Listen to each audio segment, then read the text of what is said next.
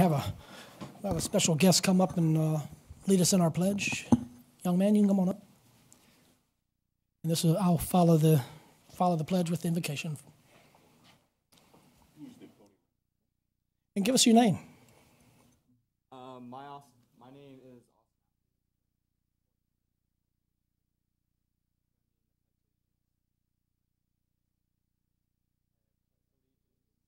flag of the United States of America and to the republic for which it stands, God, indivisible.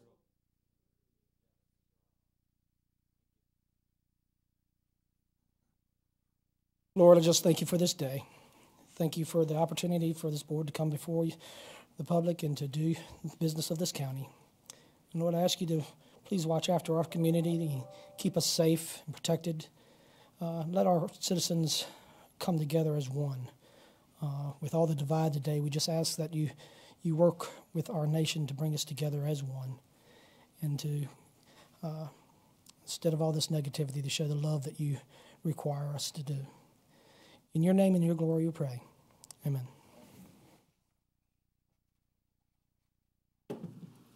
And ladies and gentlemen, I'll apologize to you ahead of time. I'm coughing and hacking like crazy. I'm not contagious, but I'm definitely coughing a lot, and I'll try to have the speaker off when I have a little coughing fit. So, Mr. Taylor? Mr. Chairman, good afternoon. First item is the approval of your agenda.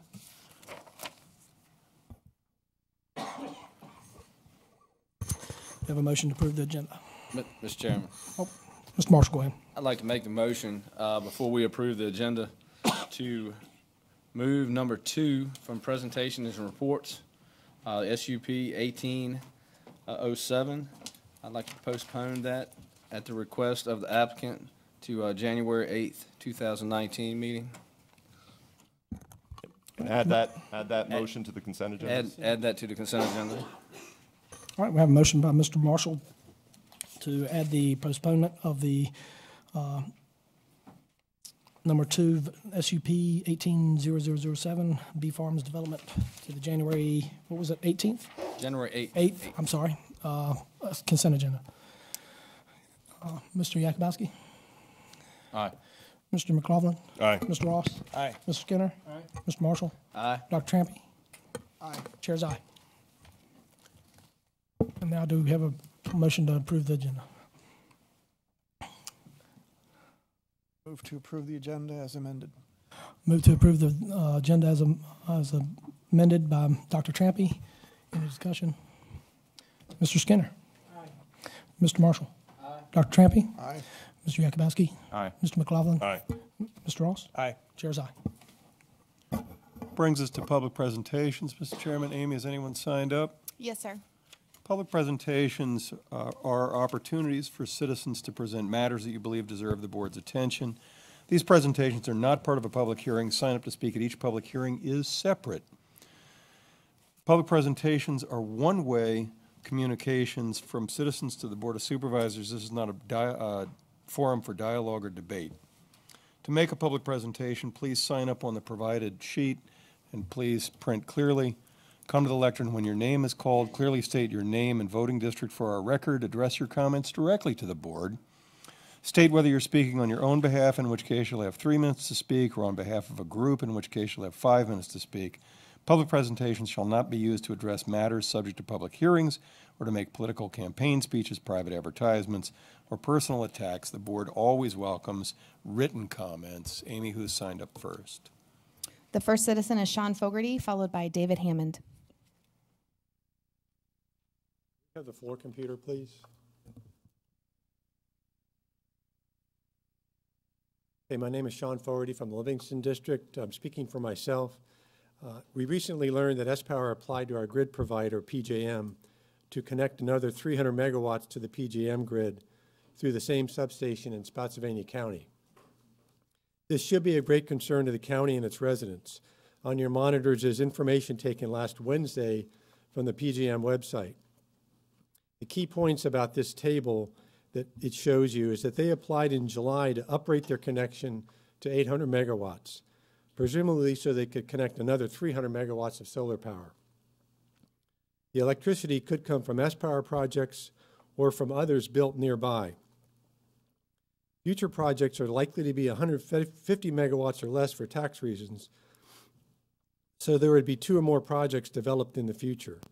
These future projects will lock in thousands of more acres of land to an 80% tax-exempt usage and 35 years of declining tax revenue.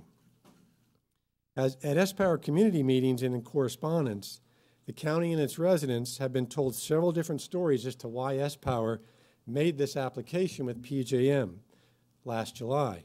None of these were convincing, and they were all conflicting with each other. As you can see from the table that I put in front of you on the monitors, after multiple inquiries from the county, from some of the supervisors, and from residents, sPower did withdraw their application on October 12th. It was posted on the PJM website a week ago today. Some might think, or sPower certainly thinks, that this should be the end of the story. I disagree with that. This application was buried on the PJM website and only discovered by a resident's diligent research. sPower did not provide the county or citizens with any idea of their plans for this additional 300 megawatts. They weren't legally required to, but yet with a 500 megawatt proposal in front of us, you'd think they would at least told us of their additional plans. I fully expect that if and when their pending special use permit is approved, they will resubmit the 800 megawatt upgrade application to PJM with subsequent special use permit requests for 2 additional 150 megawatt solar facilities. Their actions have been less than forthcoming and call into question their credibility in their dealings with the county and its residents. It also makes me concerned about other information that they have provided to us in the past and exactly how accurate it is. Additionally, this application, even though it's withdrawn, underscores the importance and urgency of changing the comprehensive plan by limiting the distance between 2 solar power plants and restricting how much total area the county can be used for utility-scale solar power generation. Thank you. David Hammond, followed by Vivian Stanley.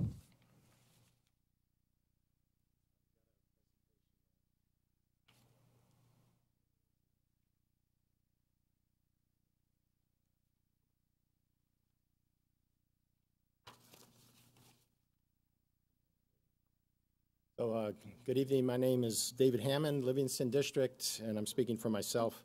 Tonight I want to talk about the protection of streams and wetlands. I sent you an email earlier today with this content because it's a little hard to see on the screen.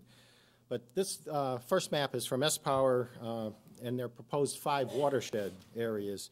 You know, staff has said they can develop 400 acres at a time, and what they're trying to accomplish here is to develop 5 400-acre sites at once. So 2,000 acres would be disturbed at a time with this approach. The next slide, they break these 5 proposed watersheds down into 11 subzones. You know, if they're held to 400 acres at a time and you got 11 zones, simple math tells you, you know, if it's 6 months per zone, you're talking about over a 5-year construction period. And obviously, sPower wants to get this project done in 18 months. So it certainly appears that they want to bulldoze 2,000 acres at once and then come back and do the remaining 1,500 acres.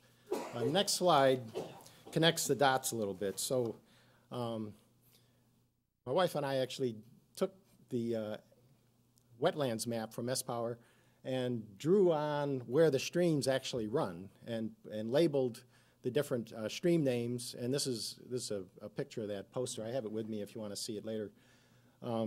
But basically what's happening here is the 2 largest sites, sites A and C, are actually one big watershed. They're the watershed for the Po River. And the Po River actually forms, you can see where Sean is pointing right now, the Po River actually forms right outside of the boundary of this project. And the Site C, which is down near Catharpin, that flows also into the Po River. So the bulk of this watershed is the Po River watershed. So it's really not 5 watersheds. It's mostly one watershed that forms the Po River. So the next slide, some key points. These waters these waterways are designated by the Virginia DEQ as threatened and endangered species waters, so it's important that we protect them. Developing 400-acre parcels concurrently, I feel, could be catastrophic to the Po River. And really, I think we need to slow this down to 400 acres at a time, which is what staff has recommended.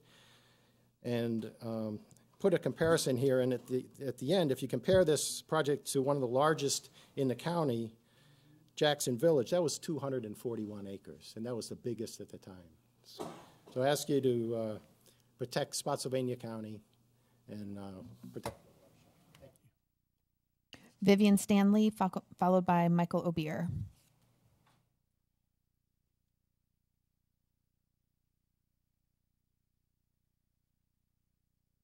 Good evening. My name is Vivian Stanley, and I'm in Livingston District. Last time I was here, I discussed the meanings of words. One word was bribe, the other was incentive. So does anybody have a conclusion as to what these two words really mean? A bribe is something that people taking the bribe want to keep quiet. An incentive, well, we can see that is all wrong as well, because the first two syllables are in sin. The first two syllables are very important in words. That should tell you something. Either way, bribes or incentives, the solar is not good for Livingston District. It will bring toxins from the solar panels, toxins that will bring cancer to our air, soil, and water. And there's no getting around it. Even if they change out the panels for some other toxic-laden panel, we'll still be getting them. I don't see why we should be collateral damage for sPower when Spotsylvania County gets absolutely nothing out of this. Somebody told me that the toxins are sealed in the panels, not to worry. Now, show of hands. Who is in their right mind believes there will be no breakage? I don't see any but hands raised. 1.8 million panels. How many of them will be broken? The estimate on the internet said about 18 million panels would be broken out of the 1.8 million. Sorry. So when they do break, how are they going to clean it up? Wash it into the soil? So now it would be in our air and our soil to be washed into our water table. Smart move. Humans have a very low tolerance to cadmium. One group has asked for a condition to the special use permit: no solar panels with cadmium. As the cadmium panels are one of the cheapest to produce, we all know up front that the cadmium panels are the ones they would use.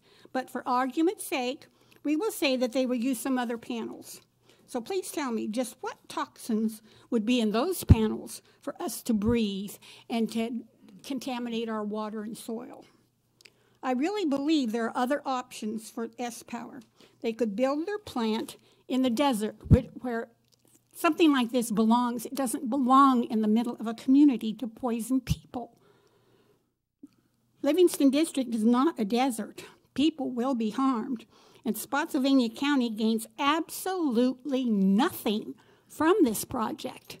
Are we that gullible? And I had to clean that up, I'm sorry, but gullible is the word I have to stick with. Ma'am, I'm sorry, but your time has expired. Michael Obier, followed by Mike Michalowsko.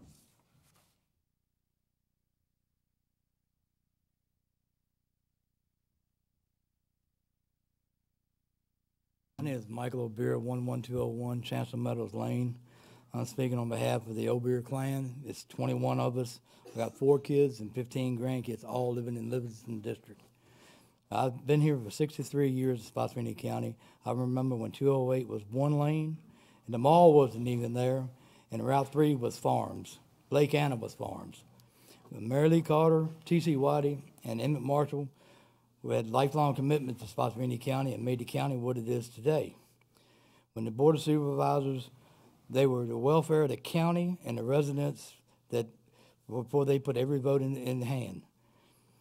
It was put that way to have the benefit of the county financially and make it a fit to the look that the county was supposed to have. Large businesses stayed together, but commercial and industrial, residential and agricultural stayed together too. So this is the look that the builders of Spotsylvania County were going for, if as long as I can remember. It's a shame that have something like this come in and destroy the heritage that Spotsylvania has. We've got a long, old heritage, and from the Revolutionary founders, the Civil War, and now with the war on the solars. It's a shame that we have to put up with this monstrosity this close to our homes. Like I say, my house is 50 foot off the property line. And when they put it in there, I don't know what I'm going to do. There's a way I can live in Spotsylvania County anymore because I won't be able to stand living where I'm at. Thank you very much. Mike Michalowsko, followed by Wanda Morris. My name is Mike Michalowsko. I'm a resident of the Livingston District, and I'm speaking on behalf of myself. I'd just like to say to the young man who gave the Pledge of Allegiance that I was once a Boy Scout and an explorer, and I enjoyed my time during being a Boy Scout and explorer, with the possible exception of Operation Deep Freeze, when I woke up and it was 8 degrees below zero. But other than that, it was a lot of fun. I've sat through a lot of these meetings, read a lot of the reports, and I have a number of concerns about the sPower solar farm project, but I want to concentrate on two: water usage and traffic congestion. Originally, sPower said that they were going to use 300 million gallons of water with a lot of resistance and feedback. People said they reduced it to 100 million and said that they would use county water. They even said that they would fund $3.1 million out of $7 million to increase the county water supply delivery system to the local community. But then they went on and said, we'll do that after the project is over, which means that they won't get adequate delivery and they will resort to harming the aquifer under Spotsylvania County. If they were truly sincere about this, they would either put in writing that they will only use county water, or that they would wait until the project were approved, funded, and the additional water delivery system put in place to assure that we would use only county water and not harm the aquifer under Spotsylvania County. With regard to traffic congestion, the main artery will be historic Orange Plank Road. In this respect, sPower said that they would even encourage the building of a roundabout at the historic intersection of Brock and Orange Plank Road. But they would do this after the project was over. And it kind of astonishes me how this will help alleviate traffic congestion if it's not going to be done until the project is completed. Furthermore, it would literally, the project sits on National Park Service land, so it would literally take an act of Congress to approve this. And why would the National Park Service, much less Spotsylvania County, destroy a historic intersection that brings tens of thousands of visitors to visit our national parks every year and is a source of revenue? It doesn't seem practical. So until such time as sPower gives us an assurance that they will use only county water and comes up with a reasonable traffic construction plan, the Planning Commission cannot finalize the project and the Board of Supervisors cannot approve it. Thank you. Wanda Morris, followed by Robert Whitmer.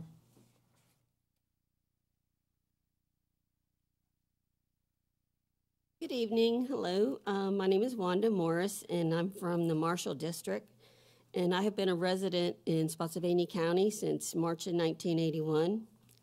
I held a career in the government with top secret clearance. And it wasn't until I was a grandmother that was my love, that was my career. Well, I had that destroyed. On the 7th of June, 2017, by DSS. I had custody of my grandchildren from 1 February 2015. They come into my home and yanked the 4 children out of my house. They were ages 4, 5, both girls, and 7 and 10, the boys. I'd like to request a review of the DSS procedures and practices in my case. There was never a notification, a 5-day emergency hearing. The 30-day hearing in front of Judge Dalton, DSS wanted to put them up for adoption. But Judge Dalton says this is not an adoption case. This is a relative placement case. And so he made them change it. Well, as things continued on, DSS pushed for adoption. Well, my children are up for adoption. Our appeal hearing is November 19th. I'd like also for you to look into the possible conflict of interest here between DSS and Interwoven. DSS is supposed to be here for unification. Interwoven is here for foster care and adoption. And since day one, they have pushed for adoption. And they have tried to line me out as a relative placement when Judge Dalton says she will be considered for a relative placement. Right now, the 2 boys have been in a foster home. They're in their 3rd foster home. They have been moved 5 times. The 2 girls have been in the same foster home, and since day one, they have called them mommy and daddy. And with objections, we are told that you are not to give these children false hopes, but they insist on calling those foster parents mommy and daddy. And I just think that from day one, my grandchildren were taken with the intent of adoption, and I want something to be done about it. Thank you. Robert Whitmer.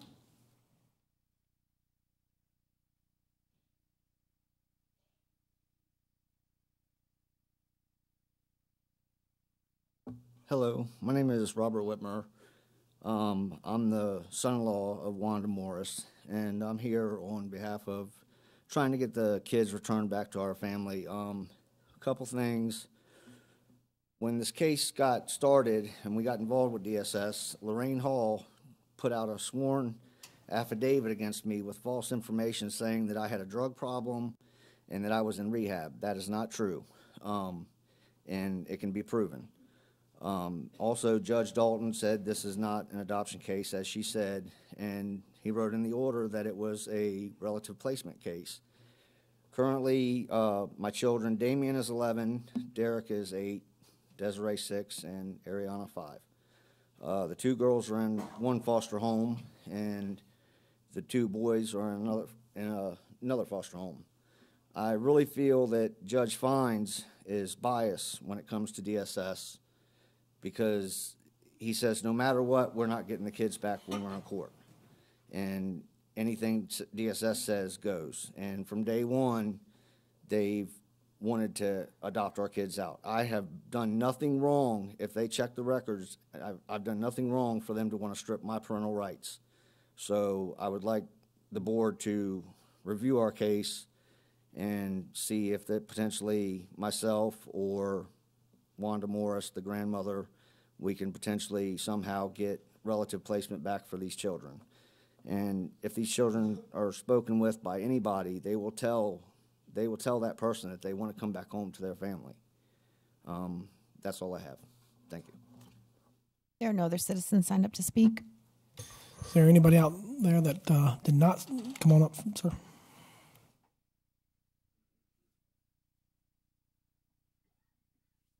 Chairman, members of the board, my name is Bruce Reese. I'm with Legacy Engineering, but I'm here representing the Fredericksburg Area Builders Association this evening.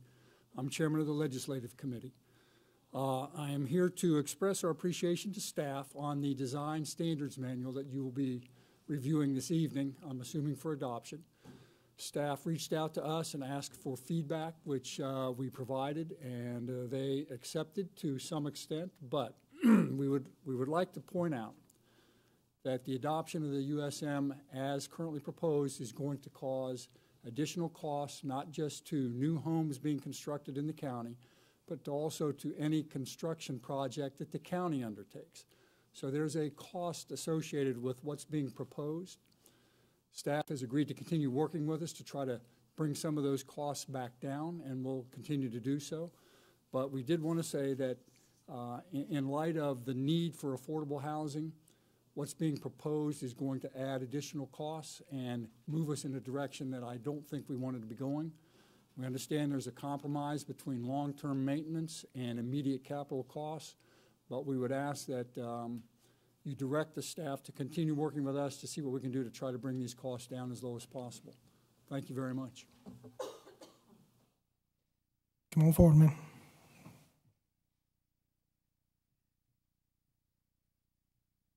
Thank you, Mr. Chairman. Delegate, thank you very much. I wasn't planning on speaking tonight, but I decided I would come up here. My name is Charmaine Mueller. I'm a Livingston District citizen. I've been here in Spotsylvania County for over 18 years, and I came from Stafford before that, Richmond before that, so I'm a native Virginian. I'm addressing you on the sPower proposal that is before you all that you'll be considering hopefully in the springtime. And I'm really concerned about the information that has been given to you and that hopefully you all have been looking over by the Concerned Citizens Group. They've done a really great job of meticulously researching every single one of the issues that's been brought up before you that have concerns for all of us residents here in the county. And, you know, we can go through every single one of them, the water, how that's going to be used, the effect of the traffic, the effect of all the construction that's going to go on, the solar panels themselves, the type of solar panels being used, the breadth of the project, because we're talking about the scope of a project that's probably the size of the city of Fredericksburg. And it's huge, it's massive. And nowhere has this been done next to a populated neighborhood. It just hasn't been done before. Even in the desert, they haven't done this. So my feeling on this is that everybody should take a breath, look at all the information, and come up with a better solution than approving this in March. So I just wanted to thank you for your time. Hope that you look at all the research, all the material that the residents here in Spotsylvania have been providing, and take a good look at that before you make any decisions. So thank you very much, and you all have a good evening. Thanks. Is there anybody else that did not sign up that wishes to speak at this time? Seeing none, we'll close public presentations.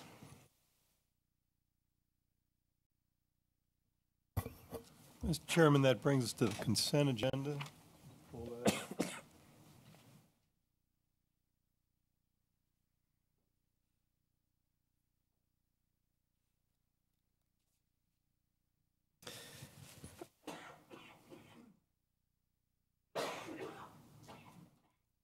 The floor computer, please.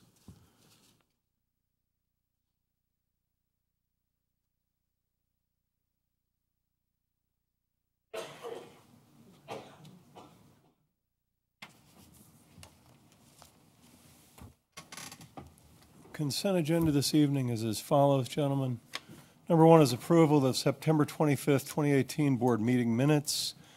Number two is the approval of a contract to Associates Emergency Care, LLC, to provide advanced life support training programs, a 3-year term with 3 additional 1-year optional additions. Item 3 is the approval of contract renewals to DJG Incorporated, Moseley Architects, and Pekin Associates for architectural engineering services. It's a final 1-year renewal. Item 4 is the approval of a budget adjustment and appropriation for the acceptance of the FY 2019 Virginia State Police Internet Crimes Against Children Task Force subaward for the Sheriff's Office. It's a $12,000 grant with no local match. Item 5 is authorized agent resolution for federal fiscal year 2018 grant application for partial payment of the jail's cost to incarcerate criminal aliens. There is no local match. Item 6 is the approval of a budget adjustment and appropriation for the fall 2018 School Resource Officer Grant Award. It's a grant of $44,028 with a local match of $33,493 for a total of $77,521. Item 7 is to approve a task order to DJG Incorporated for Fire Company and Rescue Station 6 Building Addition Design. contracts $169,737.70. Item 8 is the approval of a grant application request for the federal fiscal year 2018 Assistance to Firefighters Grant Program. It's a grant of $158,956 with a local match of $15,896 for a total of $174,851. Item 9 is the approval of a budget adjustment and appropriation for externally funded consultant studies for the solar energy facility proposed by sPower. This is $75,000 funded by sPower that will enable us to hire third-party consultants to do independent review and report on various aspects of the special use application.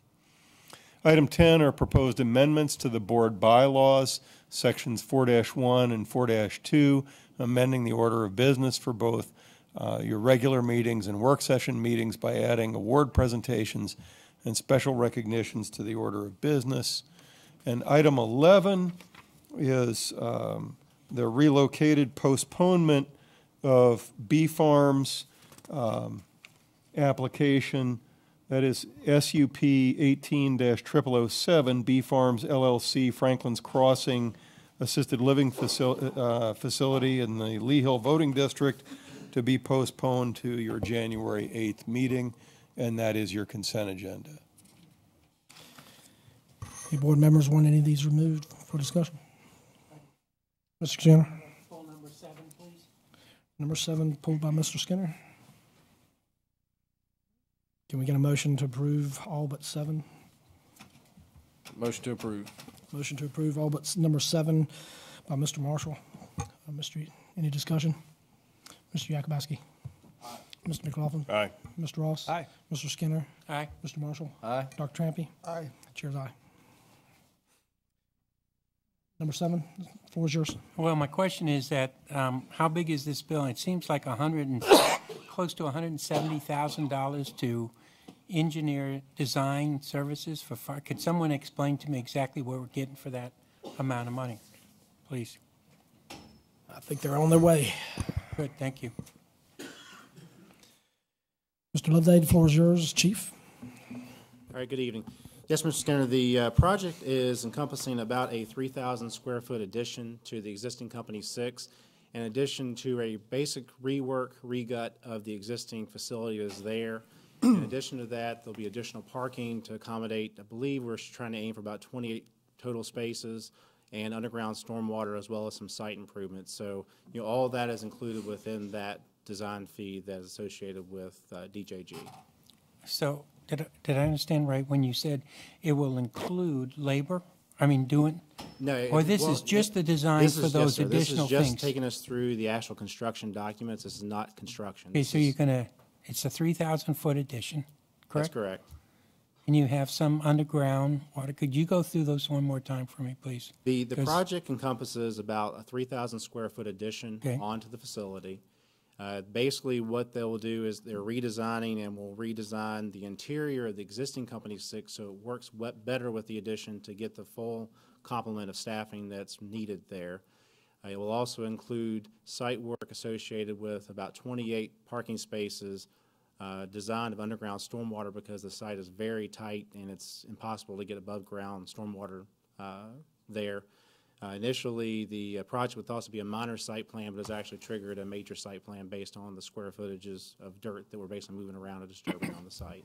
Do we have an idea of what it's going to cost when this design is done and how much it's going to cost us? Do you have an estimate? The current estimate with a 10% contingency is, I have it right here, it's about $1.5 million total.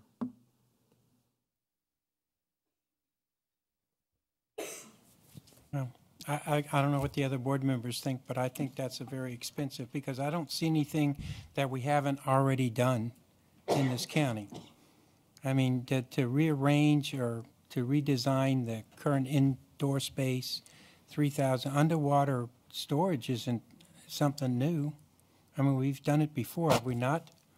We have done that before, but basically what this is, each site is specific, each building is specific, so you have to actually create the plans for review, for construction, the construction documents, The actual engineering design to get approval through code compliance and community development in terms of proving that you have mitigated the stormwater impacts. So all that is associated with the actual design of the project. You can't just pick up a project from, say, Company 5 and relocate it to another project, because you have to make adjustments for those specific site conditions for that construction effort. So this may clear everything up. Do you know off the top of your hand what the animal shelter cost us for design? The animal shelter cost for design, I believe, was a little over $300,000, I believe. Okay. Yeah, Mr. Chair, can I jump in a question? So I guess I have a question as well. What were the other bids? That relates to the procurement laws. Based on our discussions with procurement, we cannot. So this is a sole source contract, the same issue I brought up the last time, that we did not competitively bid this. So I'll ask the question is, when does this have to be done? I will let the chief speak to the need for the station. Sooner rather than later. Do we have time to compete this task order? I'm not sure how long that would take. I mean, put it out for bid. We've got the design, we have got the concept, so we should be able to put it out in the street for 30, 45 days and get proposals back, Yeah, right? we have a preliminary engineering plan. We'd probably be looking at, to go from initial RFP development through basically getting back to where we are today. That's probably at least a minimum of a 3 to 4 month process, I would 3 to guess. 4 months. And this went back, I agree with Mr. Skinner. This seems like an excessively high design cost for a 3,000 square foot addition. I understand, some of the other, underground water storage and parking lot, but $160,000 to design a 3,000 square foot building, I agree. And I think this may be a great opportunity, because I don't think 3 months is going to kill us, to go back and put this back on the street and get a competitive bid and see. Maybe it comes back at 167, and maybe I'm wrong. But this goes back to the whole argument I had about what an IDIQ is, and this is not. This is a sole source to a company that I think is gouging us. So I would like to make a motion that we put this back out for a competitive bid. Mr. Skinner, I want to explain, because when you told us why you did it this way, you said there were laws that we had to do this, or? Basically, Sheila may want better answer the legal aspects of that.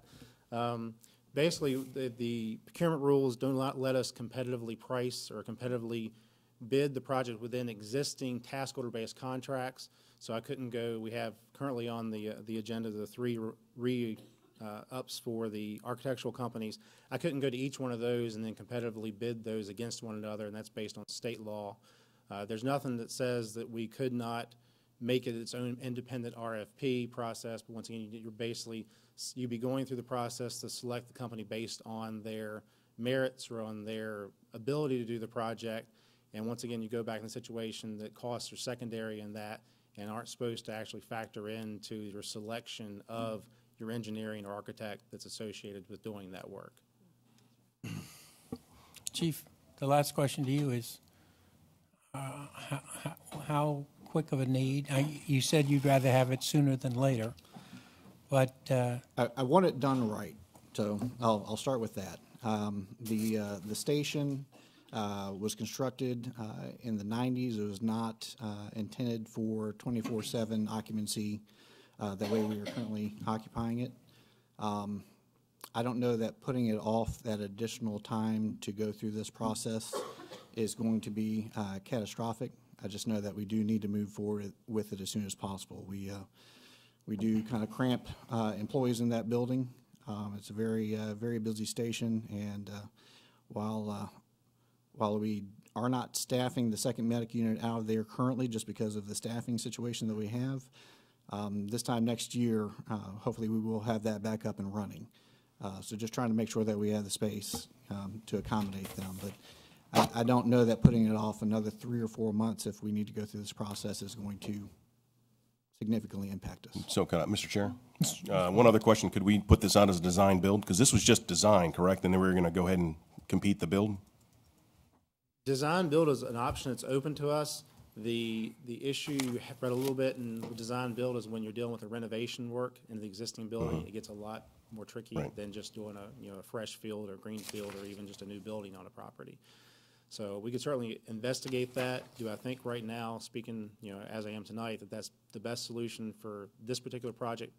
Not. I don't think it really would be, but I think future projects it certainly would be, especially when you're dealing with like a brand new construction or you're not dealing with the intricacies of trying to, work with the existing staffing, the prim staffing that's there, and trying to figure out closures and things like that. So I think it may not be the best tool for this project, sir. Okay.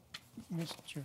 Mr. Skinner. Do you have an estimated build time as far as how long it will take to get this built once it's approved? Our estimates are for design probably about 6 months in design, and then you have to go through the bidding process. That adds a couple of months on there.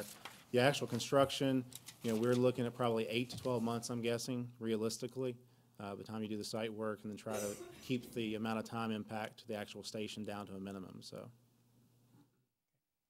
Well, I think Mr. McLaughlin and I both agree that we need to see what the bid would be. So you recommend we put an RFP out for it and see what it is. I agree with you. Okay.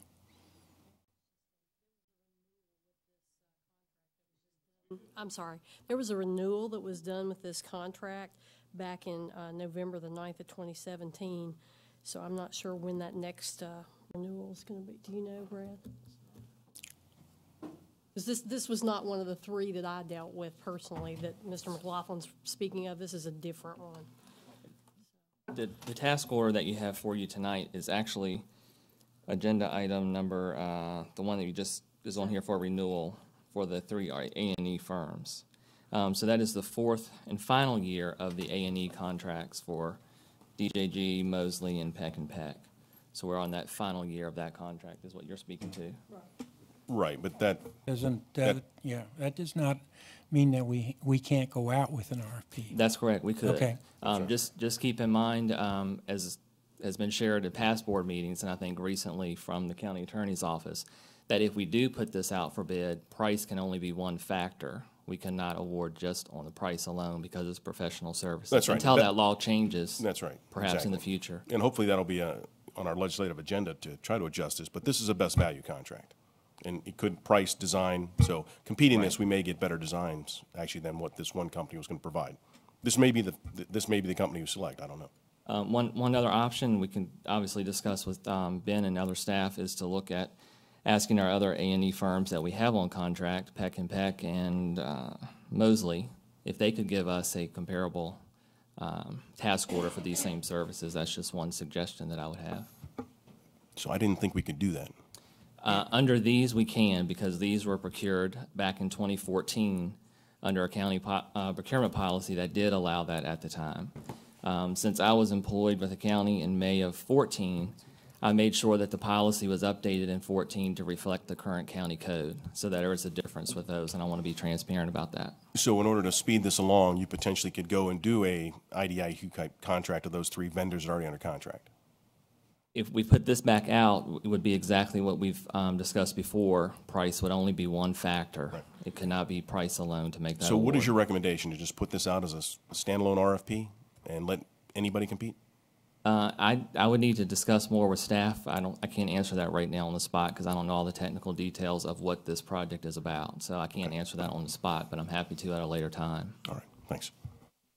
It would be interesting to see what the other two design architects would bring back to us. So we could either accept it. Mr. Chair, I would say that based on the motion to go ahead and put this out for RFP and let the staff come back at the next meeting and decide which best path. Is that good? All right, we have a motion on the floor by Mr. McLaughlin to put this out as an RFP and come back for the agenda next time. This would be a motion to deny the approval of the task order and direct staff to go ahead and send it out for an RFP to the extent that we legally can. Correct. All right, Mr. Yakubowski. Oh, any other discussion? Mr. Yakubowski? No. Mr. McLaughlin? Aye. Mr. Ross? Aye. Mr. Skinner? Aye. Mr. Marshall? Aye. Dr. Trampy? Aye. The chair's going to be nay. all right, thank you.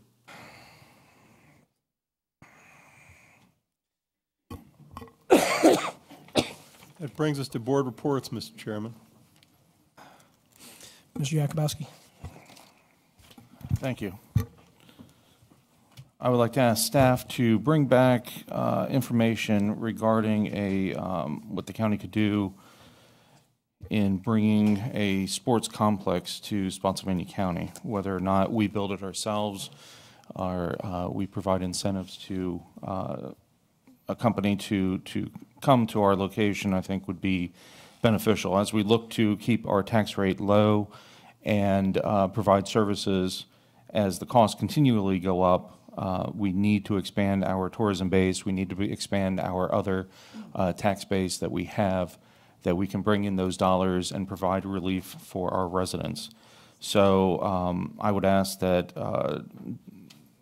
staff, whoever it may be in the next 2 months, nothing too urgent, but some initial ideas of what else is out there. I know that there's stuff in Northern Virginia that's rather large. Chesterfield County has been doing an outstanding job in this regard, and I think that we are truly losing out, especially with where our location is and our ability to bring some more of these outside dollars in to help our budget. Thank you. Mr. McLaughlin? Nothing to report. Mr. Ross? I concur with Mr. Yakubowski on this. I was just up at Stafford County last night at the Jeff Rouse Center. They have 8 athletic fields outside, 50-meter pool inside, 25-meter pool inside that could actually be made into 3. Last night when I was there, the entire county of Stafford seemed to be out there exercising, playing lacrosse, soccer, football, you name it. It was just good, wholehearted, and swimming, of course. Wholehearted fun. I believe, don't we have a PP, Carl, didn't we get one from a company, a proposal? We did, and there has been a workup on that, and I'll have a communication to the board on it soon. Great. Great. Yep. And I believe we have $7 million of surplus money that went into the CIP for potentially building a new building sometime in the future that we're not sure of. So that'd be a good source to kick that off with, too, maybe. And the other thing that I've got is 2 weeks from today is Election Day. So I want to encourage everybody in Spotsylvania County. We have freedoms and liberties in this country that make us exceptional. And I believe it's a civic duty for each of us that can vote to go out and vote. So please get out and vote. Everybody in Spotsy next Tuesday. And if you can't be here, if you're not going to be here, vote soon. Vote absentee before the election. Thank you. Mr. Skinner? Thank you, Mr. Chair. Along those same lines, I want to remind everybody that this weekend at Shannon Airport, we're going to have the Fall Festival, which includes about a 2-hour air show. Also, starting on Thursday, you're going to have the Tuskegee Airmen there. Obviously, those who don't know, that was the Afro-Americans in World War II that flew, some of the best pilots we ever had. They're bringing their trailer, the history of everything that went on during that time, and they were allowed to enter World War II during the end of World War II, and they escorted the B-17s at that time. So the festival itself starts at 10 o'clock. It goes until 4. As last year, there'll be a lot of things for the kids to do as far as the fun, the bouncing inside the balloon and other things that we have there. But last year, I will tell you, we had an air show for about 1 hour and about 40 minutes, and it was terrific. So they're going to have a lot of good flights here. They do have a C-54 sitting out there right now that was part of the Berlin airlift, and you have Freedom. So you can see that. We'll have most of the museum aircraft on display out there, which is really, really great. The museum will be open and it'll be for free, I understand. And so it starts at 10. The sooner you get there, the better parking you get. But there's going to be parking, as far as I know, at the airport and around the road that goes to the soccer field, the indoor field house there on that. But it was really a very nice time for family. There'll be vendors there for food and also models and stuff of that nature. So they do a really good job there. So if you don't want to miss something spectacular. Now, they're here, the Tuskegee Airmen are there Thursday, Friday, and Saturday. And we'd like to get as many kids. I hope they've let the schools know, because they do have quite a tour and tells the history of them. So it's worthwhile to bring your children there if you want to hear more history of black aviation. Thank you, Mr. Chair. Mr. Marshall. I only have one thing. I'd like to take this time to address a social media post that was made on September 30th. This social media post made assumptions about why myself and other board members voted to table the special tax district for Jackson's Village indefinitely. I voted to table this because at the time I feel that a special tax district in this area would kill the sale of commercial property. I don't want that to happen. By tabling this indefinitely, it gives this board the opportunity in the future to bring this back up for discussion if transportation needs caused by this development warrant the need for a special tax district. Hopefully, with a carefully planned development, there'll be no need for this. But I saw no need to eliminate the possibility at the time.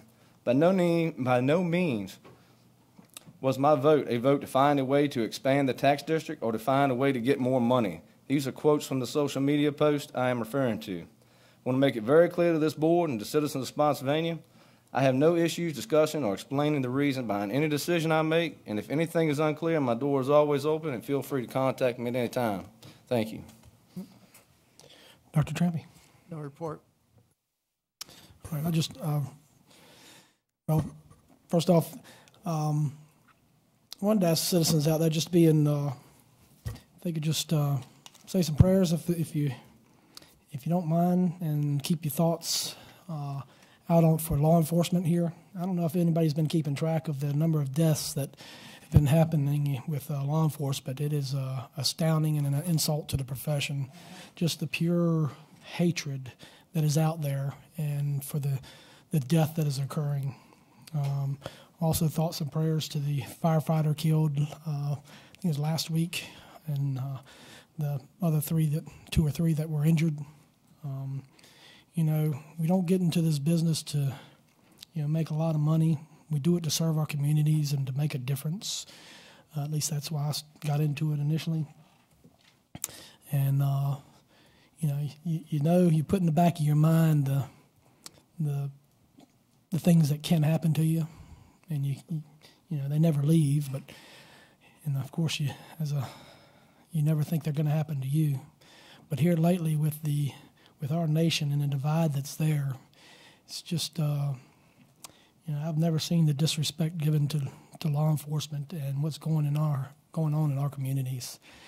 And I know a lot of people don't believe in prayer and God,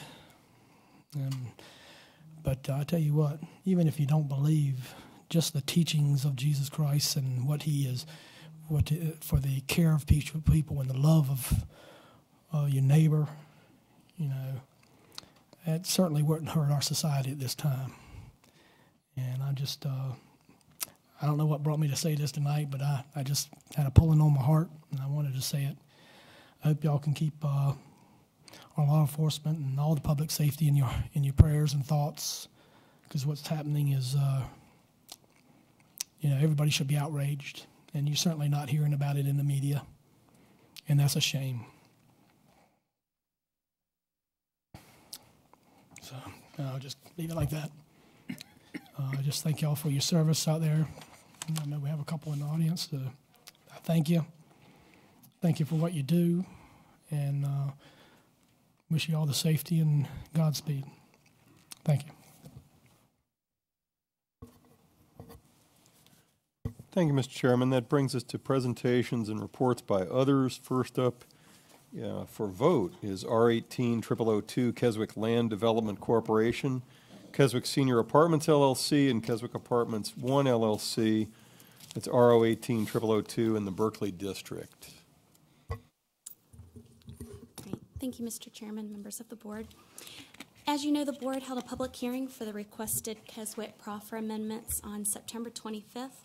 At that meeting, the board expressed concerns with the revised proffer, specifically the language related to the architectural guidelines, and the board continued the vote to the next meeting. The applicant requested a continuance to the meeting this evening to allow them time to revise the proffers and hopefully address those concerns. The applicant is now, rather than eliminating the commitment to the architectural guidelines, is proffering to maintain design and architectural guidelines for the development with specific standards for those guidelines. And those items include that the guidelines would provide for types of materials for the exterior construction of buildings, standards for landscaping and maintenance of the dwelling lots, and creation of an architectural review board. They've also proffered that there would be minimum standards related to the materials for foundations and exterior walls, and also limiting or prohibiting prefab brick and chain link and wire fencing for individual residential lots. With these revisions, staff is now recommending approval of the requested proffer amendment as a whole, and I'm happy to answer any questions. Any questions from the board? I think you have to look on that one. Does the applicant want to? So we can't do that. We closed. Do you have a motion on the floor for approval? Motion to approve. Motion to approve by Mr. Marshall. Mr. Skinner, start down your way. Aye. Mr. Marshall? Aye. Dr. Trampy? Mr. Yakubowski? Aye. Mr. McLaughlin? Aye. Mr. Ross? Aye. And chair's aye. Really, that was an easy one for you. That brings us to the Spotsylvania County Department of Utilities, Water and Sewer Design and Construction Standards.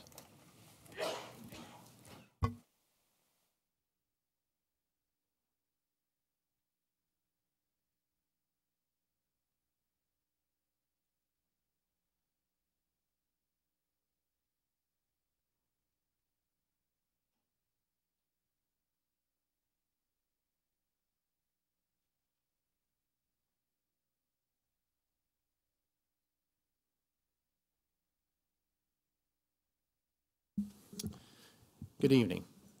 Myself, Ben Loveday, the Director of Public Utilities and Public Works, and Mr. Chris Edwards, he's the Director of Utilities Operations for the Utilities Department, are here to present the 2018 update to the Water and Sewer Design and Construction Standards. This is a mandatory document that we must update in order to comply with VDH regulations and our ability to actually review plans here internally in the county as opposed to sending them to the Virginia Department of Health. The last update was performed in June of 2013. Basically, the intent of the 18 document is for site plans submitted after the effective date must comply with the new standards. Plans submitted prior to the effective date must comply with the 2013 standards. These basically identify the regulatory construction standards for all public utility construction within Spotsylvania County. The 2018 update, we concentrated on reliability, which is basically the confidence in the system, and resiliency and the toughness, basically the toughness and the ability for that system to bounce back in the event of an issue.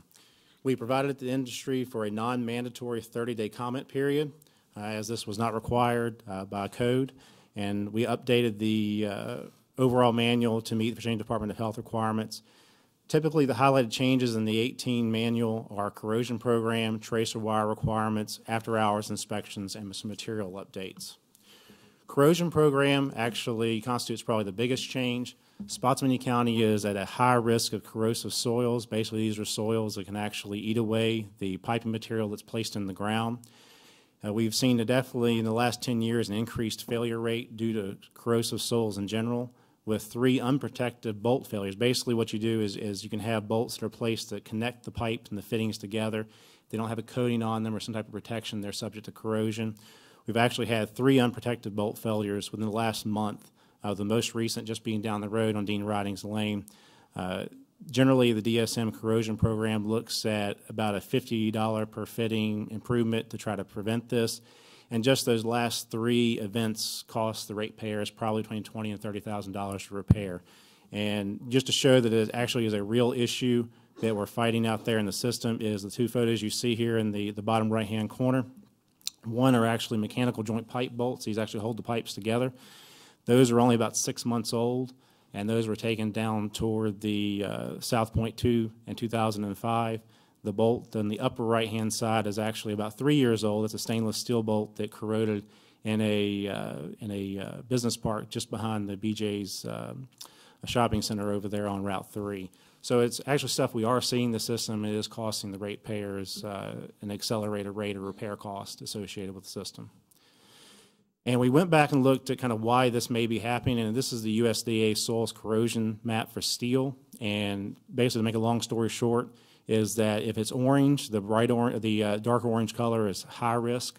So if something's installed within those areas, it is subject to potential corrosion like we're seeing in those areas of the county. That led us to doing some corrosion program updates. Basically, the difference between the 2013 DSM and the 2018 is that 2013 assumed that there were good soil bases, but based on the USDA map, the DSM for 2018 assumes it's actually corrosive soil bases. And basically, we've gone from a testing procedure that was standard at the time in 2013 to the current industry standard for testing to determine whether or not the soils are actually corrosive. The biggest difference in terms of cost, the development community potentially here, and I do note that both these 2013 and 2018 have a test out compliance, so basically it means if your soils aren't corrosive, you don't have to do all this, is that in 2013 we just had basically bare pipe that was wrapped in poly wrap, and the estimates on that and the corrosive conditions or general conditions is about 50 years. We were recommending going with a zinc coated pipe with an enhanced VU biopoly. That's become an industry standard for corrosion protection, and those are estimated about 100-year design life. Bolt installation, there was no coating requirements in the past DSM, and we've actually changed that to where now it should be a factory applied anti-corrosion coating or stainless steel, and we have added a in-field coating that can be done that meets standards. And once again, the development community or the contractor has the ability to test out of those corrosion requirements. We did take a heavy look. We do acknowledge that there are costs associated with these changes, so we make sure that we try to look at those and see actually what they are.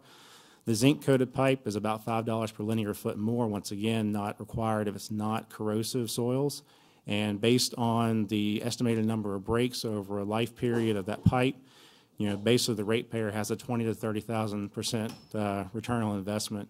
The coated bolts, similar to the one that was just down the street from this building, you know, basically a $25 investment at the time of construction would result in over 100,000 plus percent return on investment because of deferred repairs. Let Mr. Edwards take the last few slides here. Okay. One of the other changes we made was to our after-hours inspection program. This was to make sure that we had adequate personnel to see all inspections after hours. Our current program allows for inspections to be done at any time or be requested any time, regardless of the weather, time of day. We typically get 10 to 20 after-hours inspections from 1 to 2 contractors. Under the proposed program, we're requiring 2 days' notice for any inspections completed on major holidays, weekends, or between the hours of 5 p.m. and 7 a.m. And like I said, this is just to make sure that we have adequate staffing. When we originally proposed this and met with the construction industry, the idea was to actually propose a inspection fee. For right now, we're not going to include that in this version of the DSM, and we're going to revisit the inspection fee when community development updates its fees. Some of the other changes, there are several materials changes. Most of those were non-regulatory, and it's just to meet current industry standards. One of these were brass fittings, which are most of the time like, you know, house connections, stuff like that. There's areas in our system that exceed 100 psi. We changed that, you know, those fittings to make sure that they are capable of meeting the 100 psi or greater. One of the other major changes we made was to the tracer wire requirements. Tracer wire is nothing other than just copper wire that's laid in with it, the underground infrastructure, the water sewer infrastructure. But it's used so you can actually easily find the buried infrastructure, especially non-metallic infrastructure. This was expanded to all services. Services are, you know, house, water, and sewer connections for protection of our customers, for all gravity sewers so they can easily be locatable, and so we can provide service connections. And we improve the materials being used to make sure that it's reliable into the future. And, you know, finally, there's some future considerations that we plan on addressing and coming back with future updates to the DSM. One of those is actually lifting some of the corrosive soils testing if we find that it is not required in moderate risk areas. We're actually working on an auxiliary water system program. It's actually being finalized right now for commercial use. And finally, actually the inclusion of a early utility installation permit that would coincide with the early clearing and grading permit, and this would be sanitary sewer only. And with that, are there any questions? Any questions from the board? Mr. McLaughlin? Is this the concern the one the citizen brought in earlier? Is this the manual, the update he was talking about? Yes, sir. The representative from FABA. Okay. Yes, And it's really geared towards these upgraded bolts and pipe. That's what they're concerned about, additional costs. That is the biggest cost difference. Our understanding is, based on consultations with a couple of industry representatives, that this DSM could potentially add up to about $500 if you had to do everything, which is about 0.2% of your medium and callous cost in Spotsylvania County. Mr. Chairman? Mr. Marshall? I was going to ask the same question, but I have one other that I see that the Department of Health has upgraded the size of the water lines. Now the county can inspect and approve a 16-inch line instead of a 12. Is there a cost savings there for developers? It does. It's certainly not necessarily as much of a cost savings, but it's a big time savings in terms of that we can actually go through and review those plans and get them turned around on our timetable, as opposed to them having to submit it through BDH and then still submit it through the county for review to catch our comments based on construction and current site conditions. Appreciate that. Mr. Skinner? Thanks. So the question, he stood up there, he said he's still working with you on this. So what's the plan if we approve this tonight? What is the plan as far as for them to be able to work with you?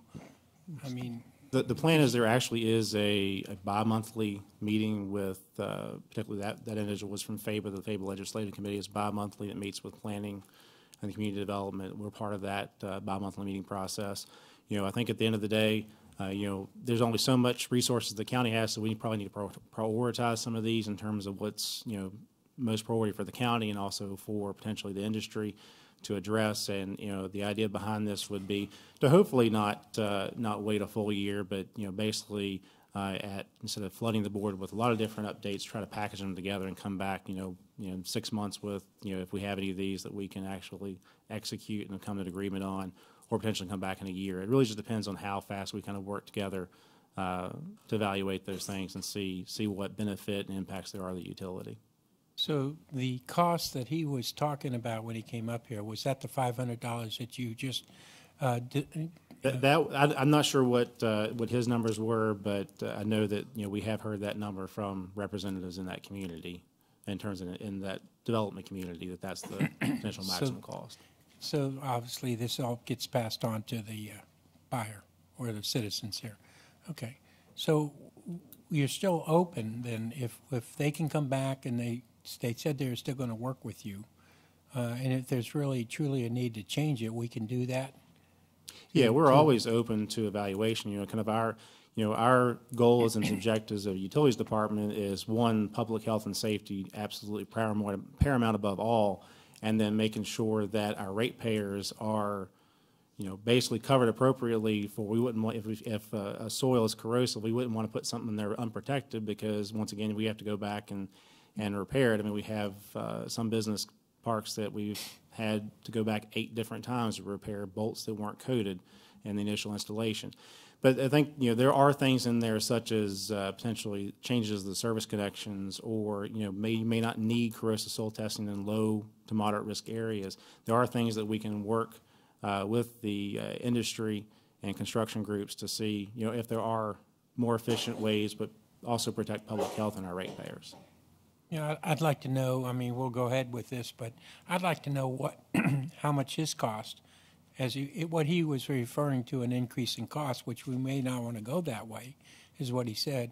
So could you find that out? I mean, because he really never gave us a amount, and you're talking now. I mean, I can certainly ask them if they're done any calculations, or they have not provided us any calculations. They've just made a statement that it increases costs. We've just heard, unofficially, that that's basically looking at what the potential cost would be per lot. Have you worked with them at your meetings? Obviously, you've been working with FABA and stuff of this nature, but the question is, if they said it was an increase of, why wouldn't we know that?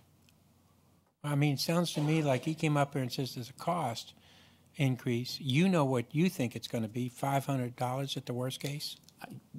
Yeah, I can't speak to what, their calculations or how they're No, but what approaching I'm that. saying is, why wouldn't it have come up in the conversation? If that's one of the issues, why wouldn't we go back and say, well, what do you estimate the increase in cost going to be? Well, and that for was, what reasons? That was a result of some of that conversation about the $500. I think that's what we kind of had that conversation with. That FABA wants to get behind that number, or any industry group wants to come out and provide us an analysis of the cost increase. They have not done that, no. We have major return on investments for corrosion programs that are 20 to 30,000, 100,000% for our ratepayers. So that's kind of what we've done our due diligence in terms of understanding the cost. We've gone out and got vendor costs. We understand what material costs are. Really, when you look at it, short of the zinc coating and the bolt changes, it's no major changes in the DSM that really impact cost that much. And we're open if they're if they have more cost-effective ways to protect the ratepayer and protect the system resiliency, then we're certainly open to those and evaluating those as we move forward.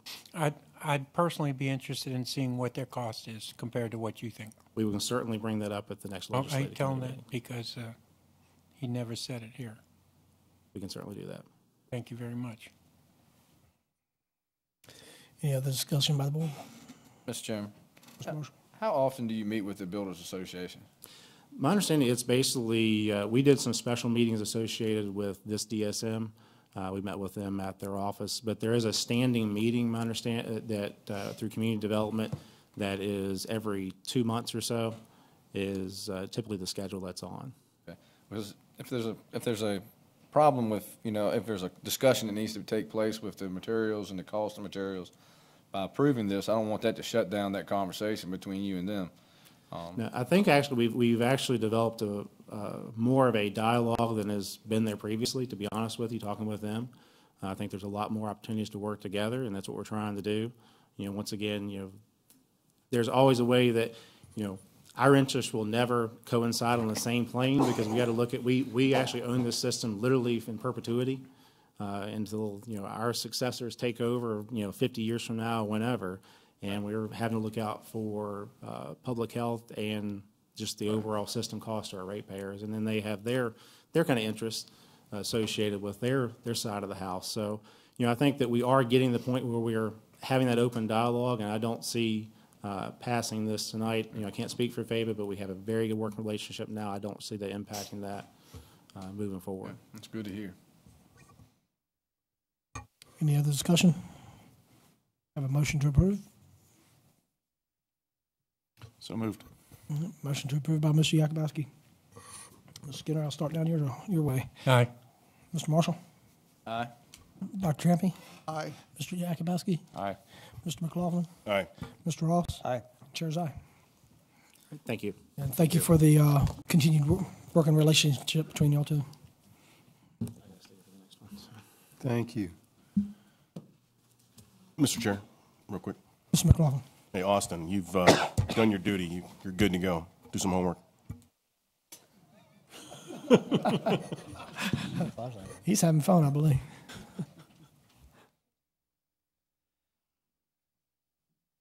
Next up is bringing back further information on the general government CIP.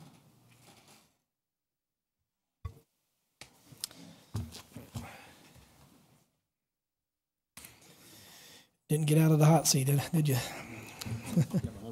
There you go. Mr. Petrovich and Mr. Loveday, the floor is yours.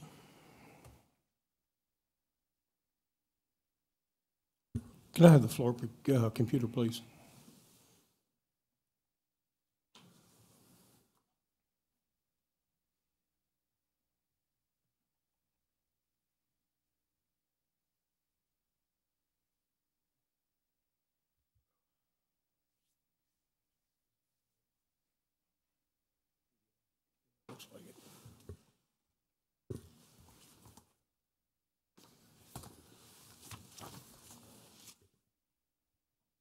Good evening, gentlemen.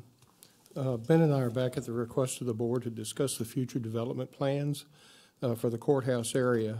During our presentation to the board a couple of weeks ago, we were asked to come back and present to the board a plan that would ideally address future efficiencies of operation and to present ideas as to what ideally would be the best recommendation for future development of the courthouse area to meet the future requirements of the county. Mr. Benton, you asked if we had whatever we needed to come back and bring that to you. That's what we're doing. Mr. Skinner, you asked if our current situation was efficient. The short answer to that is no, it's not the most efficient that it could be. Future expansion of government facilities to be efficient should allow development in such a way that functions are logically grouped and located to promote convenience for citizens and other customers as well as staff efficiencies. In addition, the development should promote pedestrian traffic among the buildings and accommodate parking needs effectively. A final consideration is to establish a logical sequence of development that will not disrupt ongoing operations or inconvenience citizens and staff during construction of the development, all while providing the most cost-effective approach to address future development to accommodate future work requirements. As I noted previously, the functional grouping would allow for more efficient use of space and time, in addition to conveniently serving citizens that conduct business in person at the county. This slide represents functional groupings which would allow for future improvements to the efficiency of operations and improve customer service for the citizen. Note that there is an assumption that the public safety building will need to be expanded in the future. This is based on current general statements from the Sheriff's Office and FREM. The new public safety infrastructure complex, which includes utility and public works administration, the customer service, utility field operations, and everything else listed with that slide, does not necessarily need to be within the courthouse area. However, depending upon the size of the complex, some general county groups could be included in a new public infrastructure building, such as planning and zoning in the future, since they work closely together.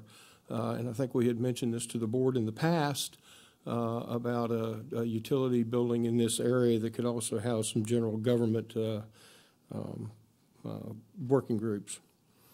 The current role, I'm noting here, the current role of the Marshall Center, as we brought to the board a couple of weeks ago, would be the same, such as providing space for citizen resources, such as the library and the senior and teen center, that could be enhanced by refurbishing the auditorium, perhaps for meetings, and some work to the gym for recreational programs.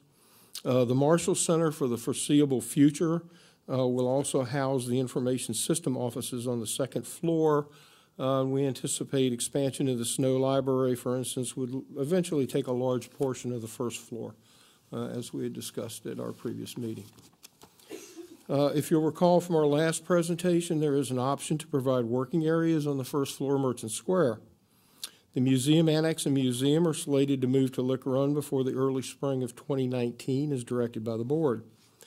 As indicated on the previous slide, ideally the first floor of Merchant Square would ultimately house the community development group.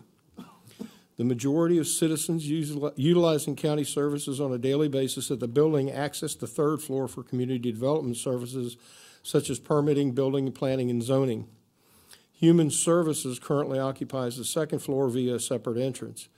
And please note that this decision tree, as we discussed the last time, does include a new building in the future CIP.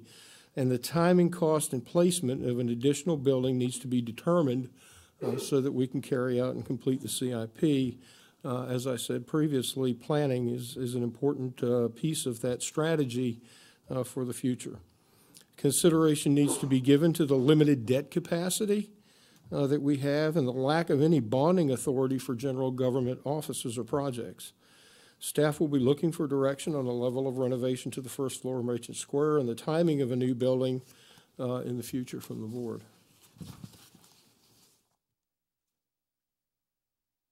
If you look at some of the land masses that the county has, And as we discuss the need in the future for a new building, the current location of the existing public safety complex allows for future expansion of the public safety building to accommodate future growth to the sheriff's office in Frem. You can see from the aerial, this is the existing public safety building, and there was plans in the future for either an addition to this building or perhaps a separate building with a corridor to that building for future expansion for that building.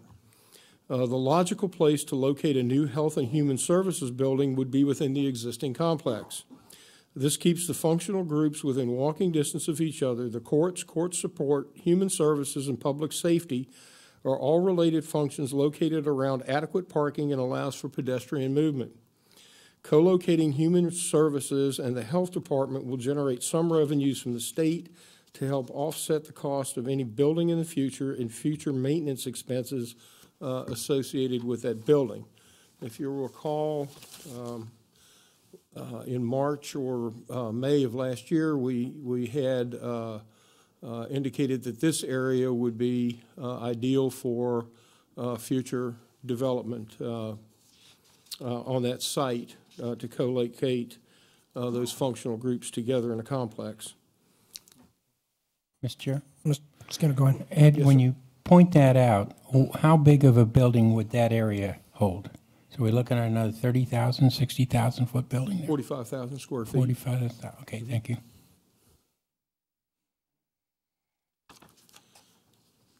There, the county also has property across from the Judicial Center. Just to orient everybody, this is Old Courthouse Road. This is the Holbert Building. And here we have the Judicial Center. There are two county-owned parcels indicated by the red that in the future could allow for future expansion in the years to come. With the acquisition of additional land, the county can plan the next phase for the next 20 years or beyond. And just conceptually, you'd have to be looking at parking building size. Not even sure at this point, you know, what would go in a new building there as potential occupants, court services, public safety in the future, general government, even school admin. You could build a mirror image of what you have here, and with the addition of the Judicial Center, this would be approximately 90,000 square feet. So if you just transpose that image over here, you could have a 90,000 square foot building in the future with adequate parking and stormwater. This last slide, there was a government master plan that was adopted by the board in 2003. It followed a 2001 study to determine future needs for the county. This slide is actually an excerpt from the 2003 plan. The plan stated that the first step toward implementation is a crucial one in that the county must set priorities for its government facilities needs, such as which facilities come first and which will come later. Some aspects of this plan that was developed in 2003 were flexible in regard to that. Once priorities and sequencing are established, the information in the plan could be used as a foundation for capital budget planning.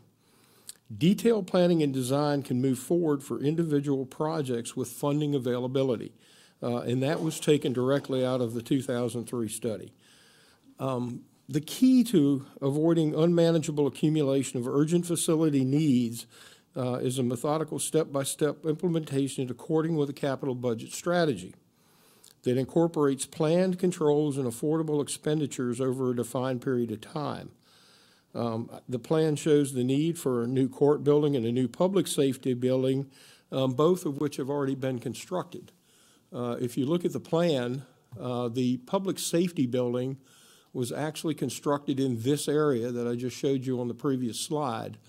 Originally, that building was proposed in this plan to be next to the Marshall Center, but in 2004, 2005, the board decided, based upon the recommendation of the sheriff, to move it to its current location, which is here. You'll also notice on this plan that there's a future building site right here that we were indicating would be the ideal place for a future human services building because you've got adequate parking. The parking is already put in. So the site was already designated for a future building at this location. If you'll also note, a couple of these projects have already been completed. The courthouse right here has already been constructed. We are in the process, beginning in the spring, I believe, Ben, of beginning construction of the expansion of the Judicial Center with this piece right here. The plan called for an expansion of the Holbert building. The problem that I saw with that was that we lose all of our parking if you do that with the Holbert building. There's adequate space in the Holbert building if you were to move county administration and the health department out of the Holbert and leave the first floor as leave the Holbert building for a small piece of IS where the NOC is located, which is where the cable comes into the building and they have all their servers. So a small piece would be IS. The boardroom would remain, and the remainder of the building would eventually become offices for the Commissioner of Revenue Assessment and the Treasurer's Office. Mr. Skinner? I had one quick question. You say there's inadequate parking, but what about all that parking behind the Hobart building? I don't see very many cars out there when I come up in the back way. I'll park there. Just this lot during the day now is about half full. okay. And with this extension, with this addition to the Hobart building, what about the ones on the right too? You've got. Well, these over here would be parking for what was proposed to be a new community development building right here. I'm proposing that we defer this to sometime way in the future, because if we move community development to the first floor of Merchant Square, then you won't need this building. The first floor of Merchant Square would be adequate for community development. This building was proposed to be a little over 46,000 square feet. I'm proposing that we don't build that building there in the future. I think that building should be built down here. That would leave this entire area up here for future expansion beyond 15 or 20 years for future county government needs. So if we don't build either one of these two buildings and move the other one down to the 45,000 square foot area that you said you could put a building there. Yeah, this and that would give us adequate parking with an addition to the Hobart building? Yes, because this addition wouldn't be on the Holbert, so you would still have the parking in the front of the Holbert building that you have now, along with the parking in the rear. And the services here for the Holbert building would, in the future, just be the treasurer and commissioner. No, what I'm asking it, I don't know if the building, the new building in front of the Hobart building looks like it's in our parking lot. It is. It is. So all my question was, if you put that up there, you move the one building down to where you want to go at the end of the parking lot behind or across the street from public safety. Right. And not put the little building in there, you would have enough parking to add to the Hobart building using the back lots. No, I don't believe you would. I would have to look at that. I'd look at that, please. If I may, Mr. Chairman, if I may just comment real quickly. This plan was developed before the county had the Merchant Square building. And when the county procured the Merchant Square building, I mean, it kind of eliminated the need for some of these additional additions and new buildings. It kind of. Is this one of them that eliminates the added to the Hobart building? The addition to the Holbert building was proposed to house the treasurer and commissioner of revenue. I'm proposing that if you move the health department out of this building, then you would have room without building this addition on the front for the treasurer, commissioner of revenue in the Holbert building. Okay. Without the addition on the front. I don't believe at this time you need an addition on the front of this building. Well, if you don't build the one on the right, it's on the screen. The one that goes down across from public safety and not build that, it gives you a lot of parking space in there too. It does. To redesign it. Okay, thank you. That's all I had. Mr. Chair. Mr. Marshall. the building to the right that Mr. Skinner is referring to, do we have the land to put that there if necessary? This building right here, Mr. Yeah, Marshall? as far as, I agree with you on not needing that building, but we have some county vehicles we're gonna need a place to park. If we build the 45,000 square foot building and use the existing vacant parking lot, we're gonna have to find a place to put we need a parking lot also. Right. We have the cars that are sitting at Merchant Square, they're gonna have to be moved in probably the very near future. I think that the vehicles that are over at Merchant Square could be moved to this back row of this parking lot right here. Okay. On the backside. I've already started looking at that. So we have because, yes, we will need to move the county vehicles from over at Merchant Square very shortly to another parking facility. So you think we can make what parking we have work? I think we can, Okay. yes. Gotcha.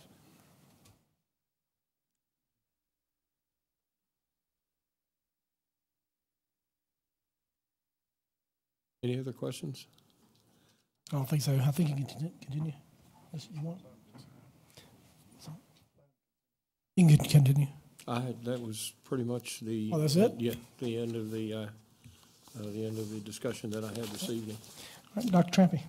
I may not be recalling correctly, but I think the general government bond referendum failed. So do we have bond authority for everything you're suggesting here? We do not. We have, in the CIP, we have $1.2 million this fiscal year for design of a new building. And we have proposed in FY20, we have $4 million and $3.8 million additional in 2021 that would all be cash funded because we don't have bonding authority to do these projects. If we, if somehow we agreed on proceeding with this, at what time would that building be, could that building be built, I guess I'm asking? Well, if we go back to what we talked about the last time, and this is kind of where I need direction and development of the CIP, we can do the renovation of the first floor of Merchant Square for $1.5 million now, and move community development to the first floor, where there ultimately is where we would recommend that they ultimately be, on the first floor. In the meantime, that would give you enough room on the second and third floor in the interim to expand human services in the health department.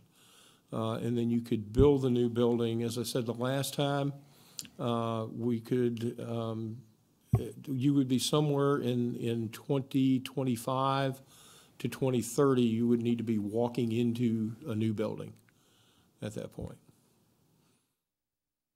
I think that answered it. Okay.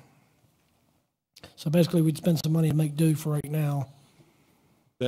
Yes, that's, as I indicated the last time, we could do a partial renovation now for about $250,000 that would get you maybe the next 5 to 7 years.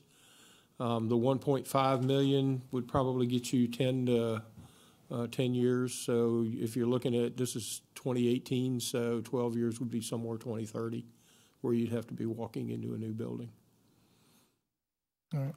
Or we could be moving forward now in cash fund, basically, for the most part. We do have funds in the CIP designated for a building in this current 20 to 25 CIP. And that's really what I'm looking for, or will be looking for the board for guidance as to where to put that funding in that CIP, in what years. Okay. Mr. Yakubowski. So if we do the Band-Aid fix, which you're talking about, we still need a building in 6 to 10 years.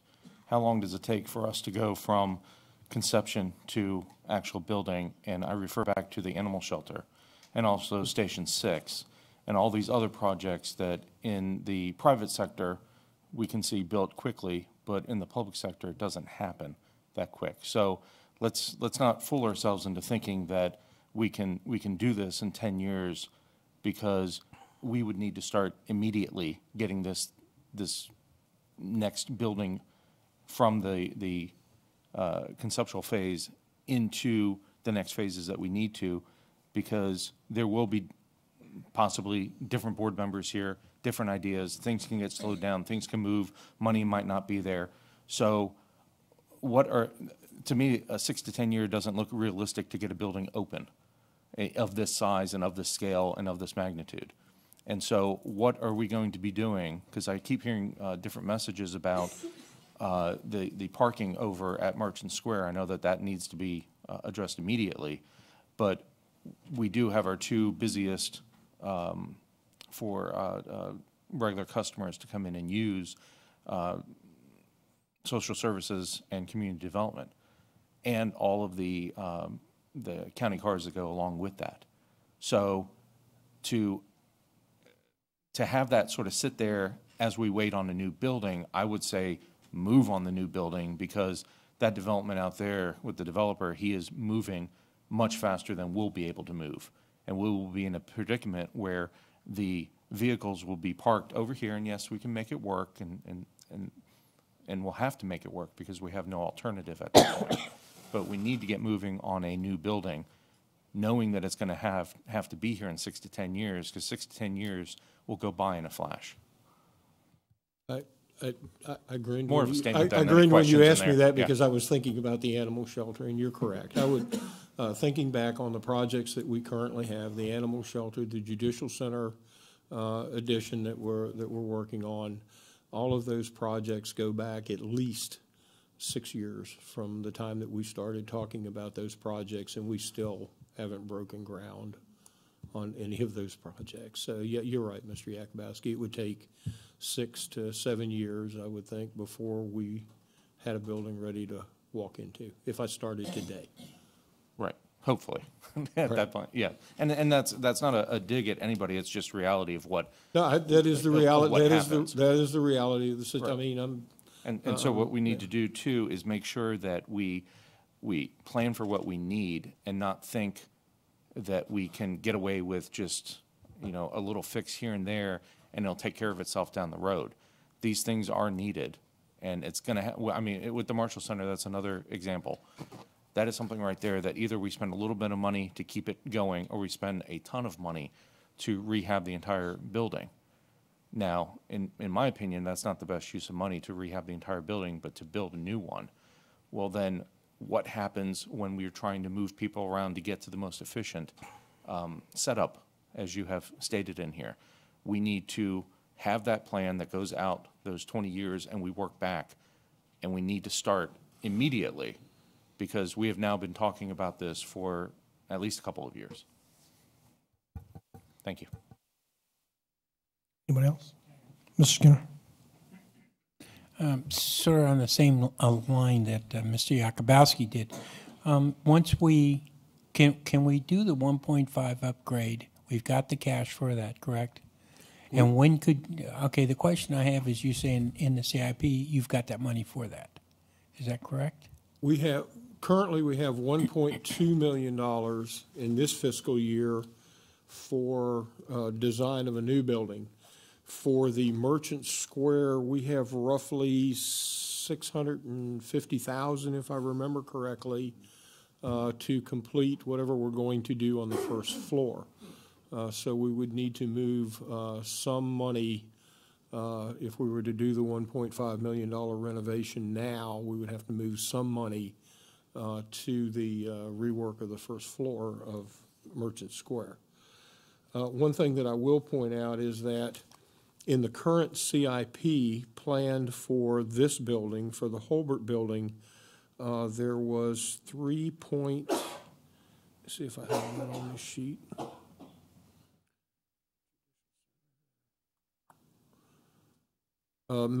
For this building, in 2021, we have $3.6 million that was put in the CIP for renovation to this building.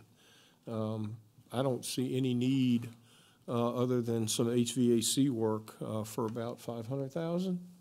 Yeah, it's correct. We have about $500,000 for HVAC, a fire alarm system, a couple of minor improvements, but no aesthetic improvements to the building. So there's $3.6 million in the current CIP in 2021 for this building for renovation that I don't believe we need in this building. Could you? So that would free up that it would free up about $3 million. Also, for the Marshall Center, we have $5 million, a little over $5 million, and that is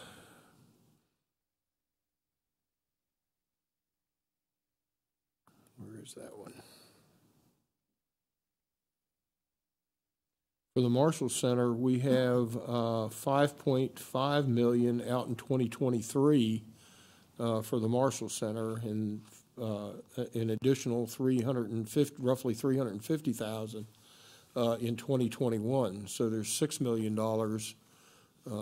slated for the Marshall Center, and based upon the estimates that we had just recently from the contractors, I think we were somewhere between $3.5 to $5 million there, right? Yeah, 2018 dollars is about 3.5 million, so you need to build in some escalation for Okay.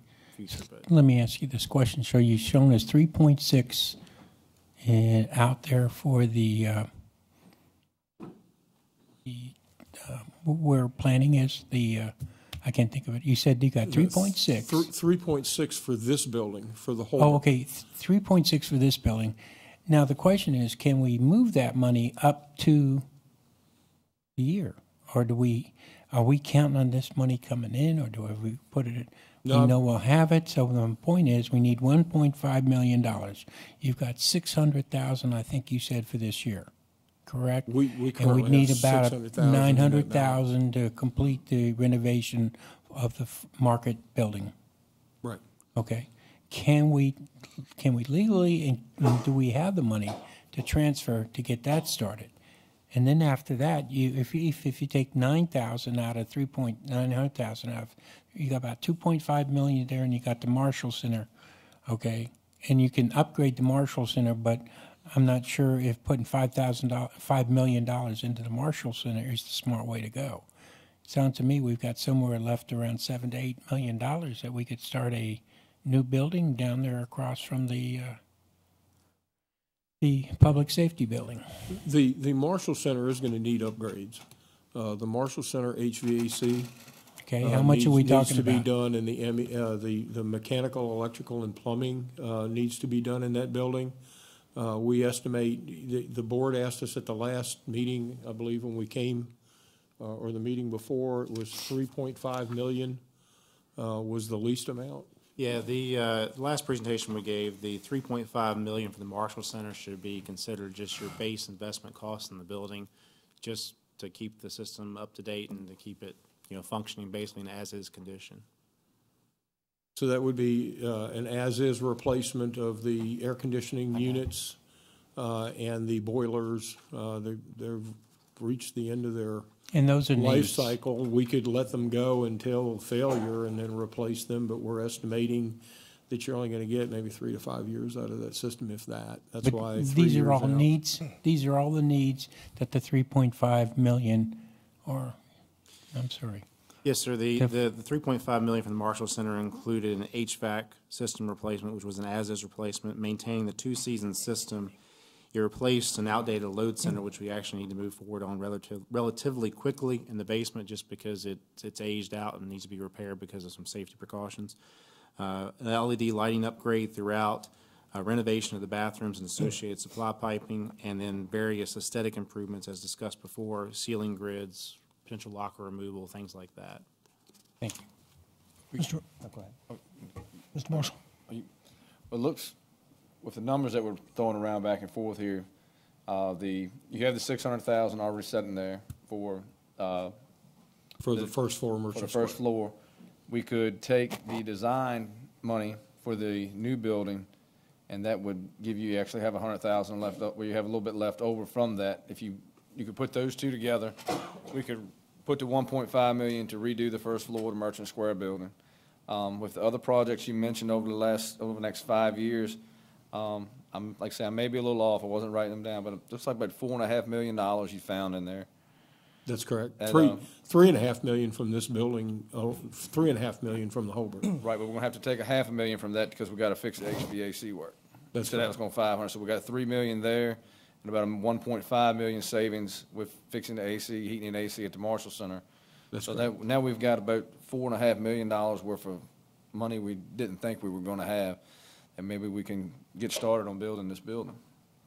In addition to that $4 million, we've also got money set aside. There's also money in the CIP for a new building.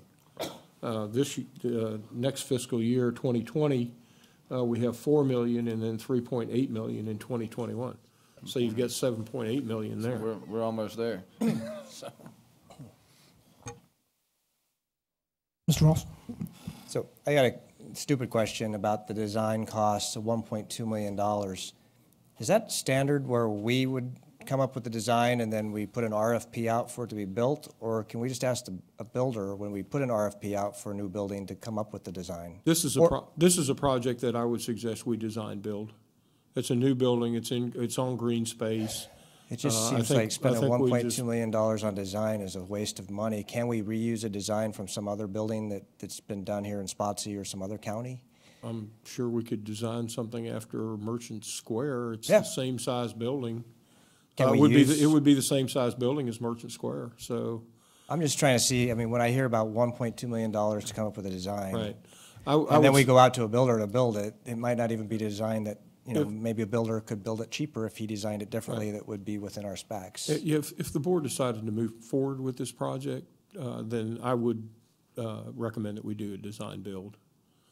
And it would be the same size building as Merchant Square is what we're talking about, because we've got roughly 17,000 square feet there and three stories, so it's roughly the same size building. So I guess I'm still not tracking, Ed, why we should design it or spend the money to design it if that can be avoided, or maybe it can't be avoided. Are you telling me it can't be avoided? No, I'm saying that we should do a design build, put out an RFP for design build. So, but and then we wouldn't need to spend that $1.2 million. Well, it's spread out over 3 fiscal years, assuming that we wouldn't do all the construction design all in 1 year. Okay. But the way that we procure it, it would be my recommendation that we do a design build. Okay. And not do a conventional design bid build. All right. And then going back to Mr. Marshall's question, so it sounds like if we do spend $1.2 million on the Merchant Square building, that takes care of everything there, correct? 1.5 million that will take care of redoing the first floor to move community development from the 3rd floor to the 1st floor. And we have money right now from the surplus last year that could pay for that right now. Well, I've got $600,000 in that project. And you said that takes us out 10 years? That could conceivably take us out to 10 2029? years. Yes.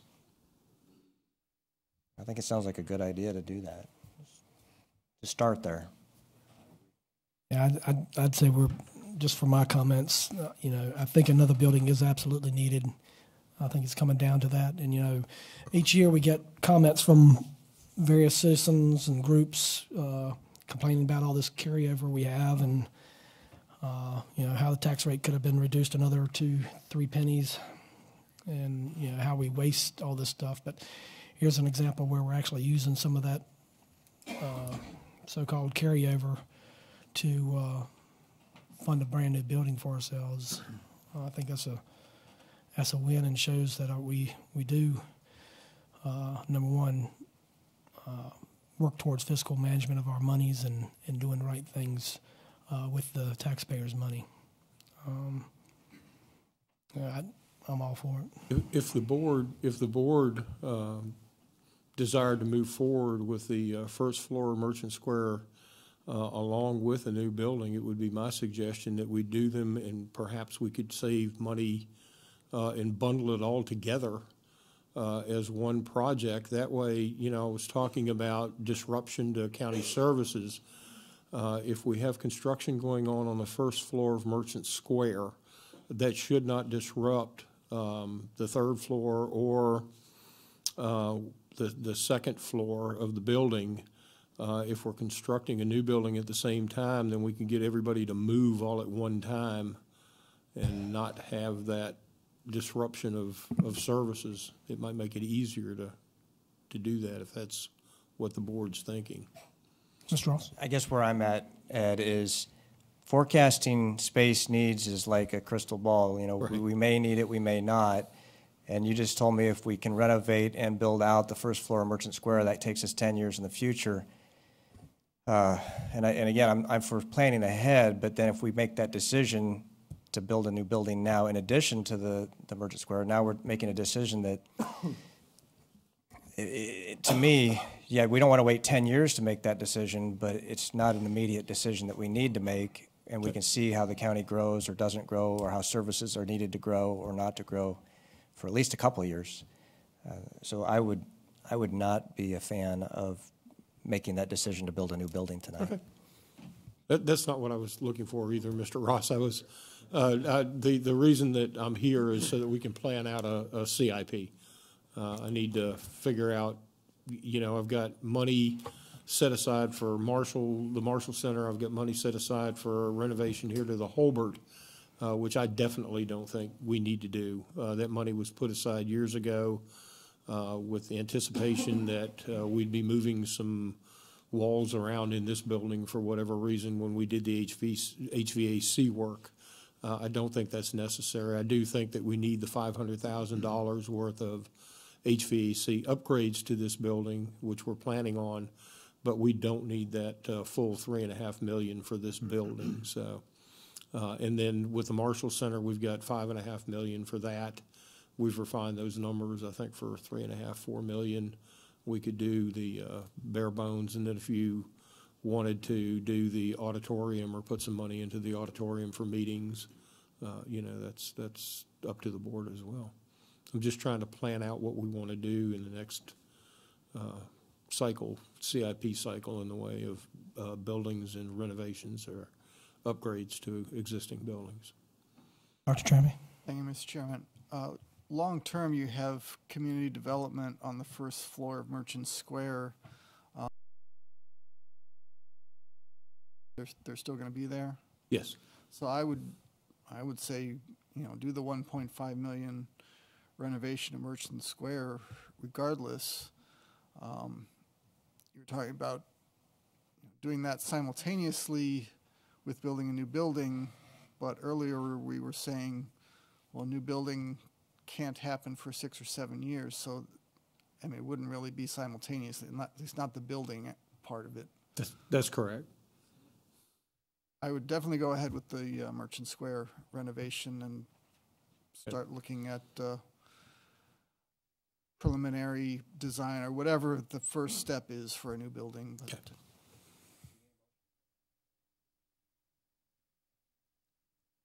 if the board so chooses to send us in that direction, we can certainly do that. Mr. Yakubowski? Quick question. The first floor, the third floor of the Merchant Square goes to the first floor. The next two floors would be social services.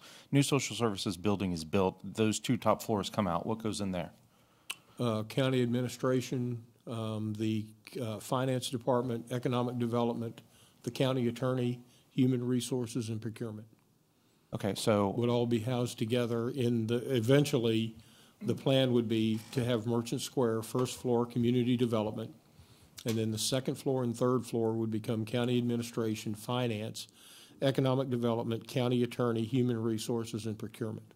And then what would be moved into the Holbert building? The Holbert building would become the Commissioner of Revenue and the Treasurer's Office. They're going to get that big? According to the Treasurer and the Commissioner of Revenue, yes. The Treasurer actually needs more space now. He doesn't have enough room today. He needs about 1,500 additional square feet than what he has now. So what would that then leave in the Marshall Center when that is all implemented? The Marshall Center, the second floor would be information services. And then the first floor would be community use, the entire first floor. Okay. But to get to all of that, and that seems like that's in about 10 years or so, you can't plan it, but neither can you say that the Marshall Center giving us 10 years is actually going to give us 10 years either. So it's an estimate. They're all estimates. But I think that the longer that we wait to build the new building, because that seems to be the linchpin for all of this to fall into place, the longer that we will then wait on all of this falling into place. And I think that it would make more sense for us to move on the first floor of the Merchant Square building immediately, get that done, but then also move on the new building, because that is going to take some time. All of that moving along, just like we had talked about the animal shelter taking so long, and now Station 6 taking even longer. We don't know what's going to happen in the future, and the longer we wait, the longer it's going to take to do it. Plus, cost goes up the longer you wait too. So even if you build a building that is not 100% in capacity or even 50% at capacity, your cost is reduced because you have built it earlier and you grow into that building knowing that that's where we need to go anyway. So I would rather not avoid what the future is going to be and just go ahead and do it, since we do have the cash, we don't have bonding authority, and we don't know what the next few years are going to look like. But if there's a motion that's needed to move ahead with the Merchant Square building first floor, I'd be happy to make it, which I just did. Okay. And that's spending how much? $1.5 million. I have a motion on the floor to spend $1.5 million on the Merchant Square renovations by Mr. Yakubowski. Any discussion? I know you had a... All right. Mr. Skinner, I'll start down towards you. Mr. Marshall? Aye. Dr. Trampy? Aye. Mr. Yakubowski? Aye. Mr. McLaughlin? Aye. Mr. Ross? Aye. Chair, aye. No. Mr. Skinner, I apologize, too, for not That's calling okay, on that's you fine, thank you. This is really pertaining to our future growth. I mean, what did they say in 1930, how we're growing, and our population now is what, 136? Okay, and so within the next 10 years, the reason I'm saying the growth is going to be there, we look right across the street here, and we know we've got development going in there. There's going to be needs when families come in. There's going to be more needs for social services in that department there. I agree with Mr. Yakubowski that we need to seriously think about starting to plan or whatever that building. I mean, if you looked around here, everything, when you build, it takes a long time, unfortunately. The only buildings I think we got pretty done was the public service and the judicial building. And that's because people needed to work. And that's the bottom line. So we got a great deal on the labor. We got the great deal on those buildings. But it's not like that anymore. Okay, so I would like to see that we go forward, at least starting to think about that new building, whether it be down at across from the public building. I think that's very important. We can't wait. If we wait, then we get behind the curve, and all of a sudden prices have gone up and stuff of that nature too. So my recommendation would be go ahead and I mean, I would like the board to say, at least let's start talking about it.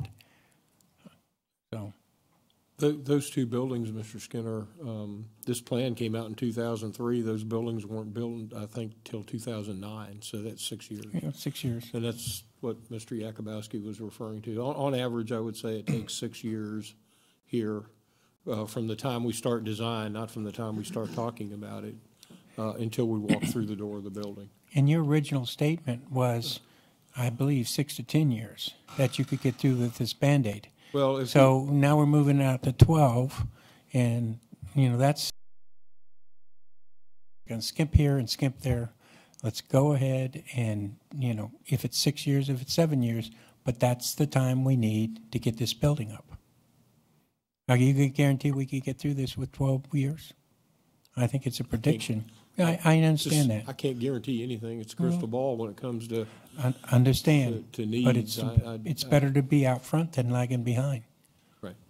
I mean, I agree. And like I said, the average time to put up a building here, at least in my tenure here, has been roughly six years from the time we start design until we walk through the door.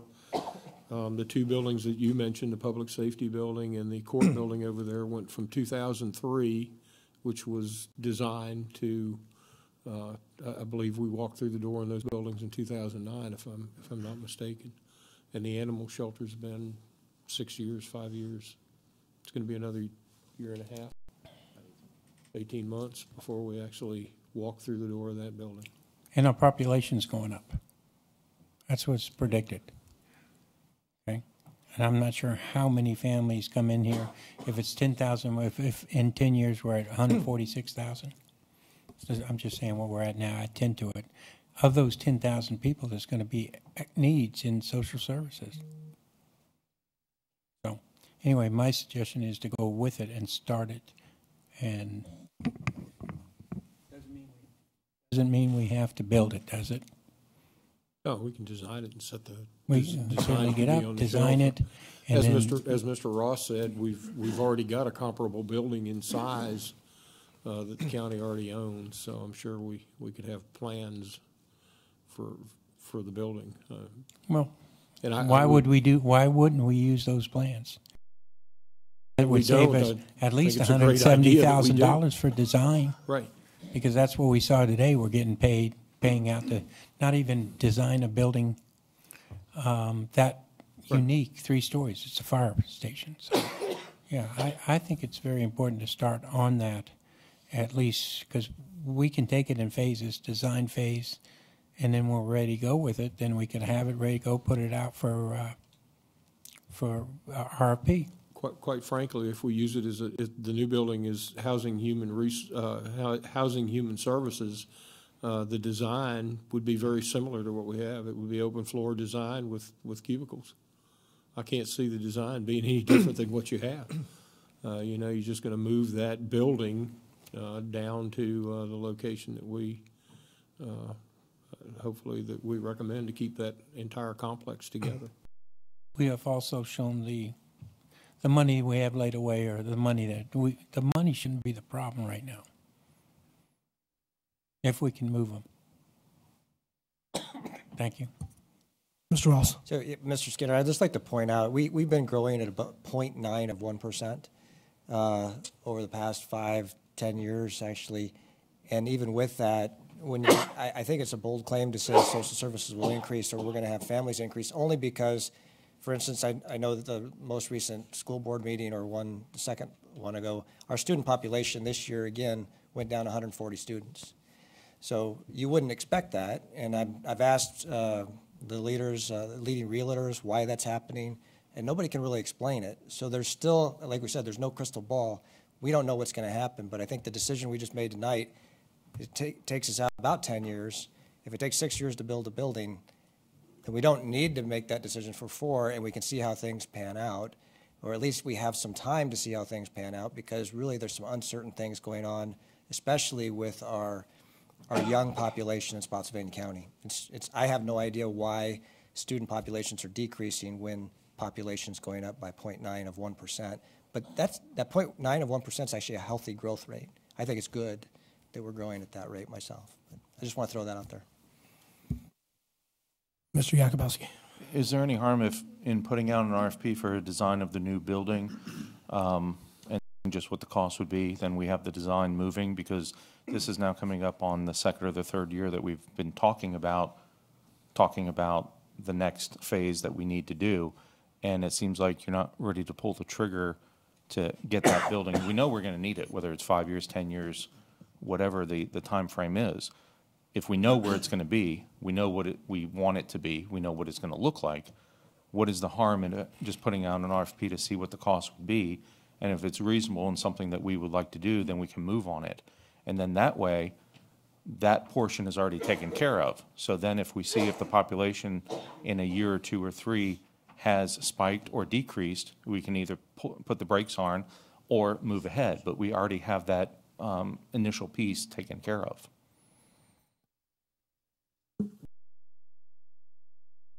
Developing basically what they call the conceptual stage of a project, which is meeting with the stakeholders, identifying what the needs are, and then kind of translating that into a general idea of what the project would look like in general conceptual costs. That could then be shelved for use whenever the decision was made to move forward on a building. Doing full engineering plan or full architectural plans this far out, it's really not advisable, just because you end up with building code changes and things like that can impact you that far out in the future 10 years. But certainly, we could look at a conceptual stage, which would get an idea of what the cost would be. Yeah, that would be my recommendation too, Mr. Yakubowski, because if you put out an RFP for design and we decide later to do design build, then the cost savings that we would be realizing from design build would be lost if we issued an RFP for design. So if we do that, we may as well do a traditional design bid build. Can you get us those numbers? And I think it's going to cost more. Yeah, I think that's because if we're building the same building, the amount of a design shouldn't be very high to begin with. And so then between that and a traditional design bid build and a design build, what would be the savings? I mean, if we're looking at $1 million savings, that's one thing. If we're looking at perhaps 50,000, maybe, we don't know. It might not. It might just sort of, be. I think what we need, in my opinion, I think we take a look at the plans that we have for the building that we have, and plan on that same size building, that same floor plan, and then using that as the design basis, then we should be able to come back with, if it's a price for the building that you're looking for. Well, what I'm really looking for is that, and no offense to these presentations at all, but we keep having these presentations. We finally made a move on the Merchant Square and moving the visitor center out to Lick Run. But that was years in the making of actually getting to that point of pulling the trigger and getting it done. And we know that we're going to need a social service building in the future, whether it's 5 years, 10 years, 15 years, nobody knows. But I want to be prepared for that eventuality because we know it's going to happen. So how can we get ourselves ready for that so that we're not stuck? I know that the population's only growing at less than 1%, and that's fine. But those years when it does grow and it does boom and it might happen and there's plenty of inventory sitting out there waiting to go, and if that does boom and that does happen, I'd much rather us be in the position to be 2 or 3 years away from breaking ground than 5 or 10 years away from breaking ground. So how can we position ourselves to be ready? Because we don't have to break ground. We don't have to build a new building if the population doesn't increase. If we don't see these trends moving up, then we just hold off and we kick it out another year.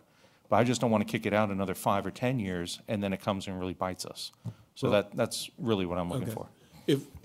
If the board wants us to look at the same building design that we have Merchant Square, because that's the same size building that we're talking about, then we can certainly take those plans that we have for that building. Ben, we could probably do preliminary geotech site work to make sure that we could build a building down on that site, right? And get that work out of the way, and then you'll have the design. We can meet with the stakeholders and see how we can lay out that building since we've already got the plans for that building, and that'll all be on the shelf ready to go. Okay. And I don't think the cost, because the design is already basically done, maybe with some building code modifications or whatever, we can use that design. It's generally the same size building that we're talking about. Okay, would you like a motion to move forward with that so that you can see the will of the board? I would. Because I would like to make that motion. I would. I mean, if the board so chooses to do that, I would prefer it in the form of a motion. I'd like to make a motion to ask staff to prepare just what Ed said. Really? Okay. Is there any cost, or is that all internal? Go ahead, man. There is going to be cost associated with it. Yeah, I mean, basically, the internal stakeholder meetings wouldn't necessarily be a cost, but if you start looking at geotechnical and things like that, there will be costs associated with that. There would be a cost associated with potentially updating the plans that are existing for Merchant Square and things like that. So that, right now, I do not have a cost estimate for that. Roughly, for the motion on the floor right now, what's a guesstimate? I would guess if we were just doing conceptual and a lot of the stuff's already there, and staff does a lot of the actual use needs of the building, $50,000, probably 50,000. And that's not getting really full on floor by floor conceptual. This is whose office is going here, whose office is going there. That's just geotechnical and doing some general layouts and cost estimations. It should not exceed 50,000. Let's put it that way. I'd like to amend my motion to not exceed 50,000. All right, motion by Mr. Yakubowski for what Ed said. Amy, I hope you got all that. Also to not the amendment with the amendment of not to exceed $50,000. Chairman, Mr. Marshall. this will include the geotech work to make sure we can build a building on this site? Yeah, I mean, I would guess that the geotech work would, probably be in the range of 20 to 25,000, I'm guessing, so. Once again, back of the envelope off the top of my head. Right, yeah, that's fine. Well, we're slowly getting somewhere, I think. Mr. Skinner? Aye. Mr. Marshall? Aye. Dr. Trampy? Aye. Mr. Yakubowski? Aye. Mr. McLaughlin? Aye. Mr. Ross? Nay. And chair's aye. What else you need? Or have you got to start? Actually, that's more than what I was looking for this evening. Thank you, gentlemen. All right. Thank y'all very much. I know you've put in a lot of time and effort on this, and to wrangle us where we could actually come to these decisions tonight was a good job. And thank the board.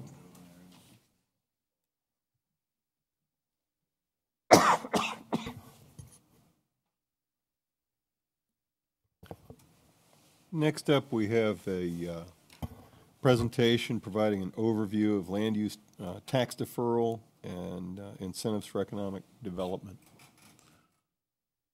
Good evening, Wanda.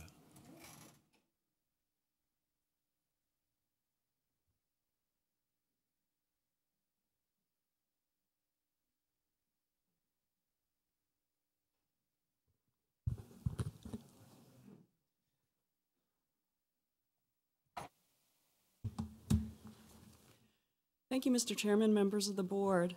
The presentation to you this evening is about a program that the county could consider implementing.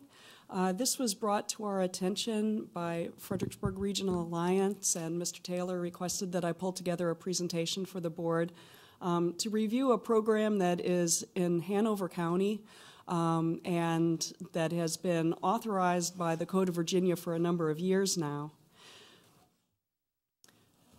Essentially, what the program is the Code of Virginia allows the county to defer the collection of rollback taxes once land changes from an agricultural use where it's in land use, for example, maybe a forestry or an agricultural use on that property.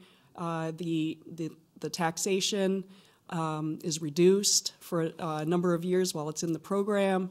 But once the property is taken out of the program, it's used for a non-qualifying use. It gets rezoned for a more intensive use. It's no longer in that agricultural or forestal use. The property owner is required to pay the county current plus 5 years of the deferred taxes plus interest. So essentially what this program does is it allows a further deferral of those taxes into the future upon the rezoning of land for economic development prospects. This is in a little more detail, the deferral provision right out of the state code. But what it basically says is that, that rollback taxes shall not become due solely because of the change in zoning, and that they will become due once you end up implementing a non-qualified use on that property, or you change the property in such a way that it no longer could be used for that qualified use. So for example, if you had a forestry project on a property for a number of years, forestry use, it was rezoned for an industrial use, and you continued while you were marketing the property, continued to use it for forestry uses, you would be eligible for this program. Only when you sold the property and it began to be developed for that industrial use would that rollback be due. But if you were to grade the land, remove all the trees, set the project up, essentially, that would probably be considered a non-qualifying use, and at that time the rollback taxation would come into play. Mr. Chair, just I want to clarify, because I think that was the question. So currently in land use, Yes. once you rezone it, the 5 years of back taxes are due at that that's time. correct. Yeah, that is how it works right now. So all we're doing is deferring it until they actually have the new use in place. Right, so it allows a property to be rezoned. It basically gives it a step up in terms of economic development. You have a zoned property to market, but it defers that extra cost to the property owner for a number of years until they actually have a user. So they still will pay the tax? They still will pay the just at a later taxes date. ultimately, yes. Thanks. The Hanover County Code, this is essentially the provision that's within their county code. And you can see here what they've done is they've honed in on the particular types of uses they're trying to attract: manufacturing, transportation and warehousing, professional, scientific, and technical services, hotels and motels, and professional offices. So once a property is rezoned for specifically one of these items, it can be eligible for this program, and it basically the use of the property will be deemed to have been changed to a non-qualifying use when the physical attributes of the property is modified so as to effectively discontinue the qualifying use, or upon issuance of a building permit for a non-qualifying use, whichever occurs first. So I envision that to mean if you have a forestry use and you grade that property out and basically stage it for the development, that's the point when it would become a non-qualifying use. Hanover County established the program in 2013. They received the NACO 2016 Achievement Award. They have a number of properties that have gone through the rezoning process. And these are 3 examples here. There are 6 total that they have gone through the process on. They've identified these strategic sites located primarily along Route 1, I-95 vicinity, within their water sewer service area. This is the area they're specifically targeting for growth. In speaking with the Hanover County Economic Development Director, they are looking to add some additional sites this year, and also some of this acreage is now beginning to be developed for these economic development uses. So they are seeing a positive benefit to this. The property within Spotsylvania County where it would make most sense to target this type of a program would be within our primary development boundary, where we have the services, the road network, the water and sewer service areas. We could look very specifically at particular uses such as Hanover. We could also look at land use designations in our comprehensive plan, for example, the employment center designation area. But these are actually properties that are within land use taxation at this point in time within our primary development boundary. So you can see that there are a fair number, and some of these are the very properties that when we are requested to provide sites for economic development prospects, some of these are the very sites that we are bringing up and presenting to the state. The benefit here in terms of the Virginia Business Ready Sites program, under their site characterization, what you're doing is you're elevating a site that's a raw land site that's unzoned, doesn't have the utilities at this point in time, elevating it from what is considered a Tier 1 or maybe even a Tier 2 site to a Tier 3 site. So bringing it higher on that program makes it more marketable and basically sets these sites up for future economic development prospects. So in order to implement a program such as this, we would need to go through and identify our eligible areas and uses. This is a code amendment to the taxation chapter of the code, so that would need to be written and then authorized for hearing and then adopted. The properties that go through the rezoning process, it's the typical rezoning process. There's an application and a planning commission public hearing and recommendation and then a vote by the board. So that process remains the same. And as I mentioned, that one of the benefits to the property owner and the county is that the property is now zoned for these business uses, moving it up from a lower tier to a higher tier in terms of the Virginia Business Ready Sites program. And one of the factors to consider is just that it's going to be important to set up a good tracking system so that the Commissioner of Revenue is aware when one of these properties converts over into a non-qualifying use and then begins to do that rollback taxation.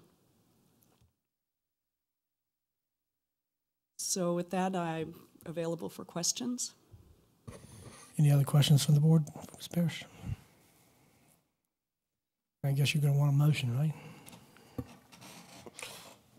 Well, let me ask you. What do you deal with this every day? We don't. Your personal feelings on this, as far as the director? Well, it seems, as in Hanover, they've had a positive experience with it. Rollback taxes. I was talking with the Commissioner of Revenue to try to get a feel for how much money are we really talking about here. And rollback taxes in and of themselves are not a huge amount of money,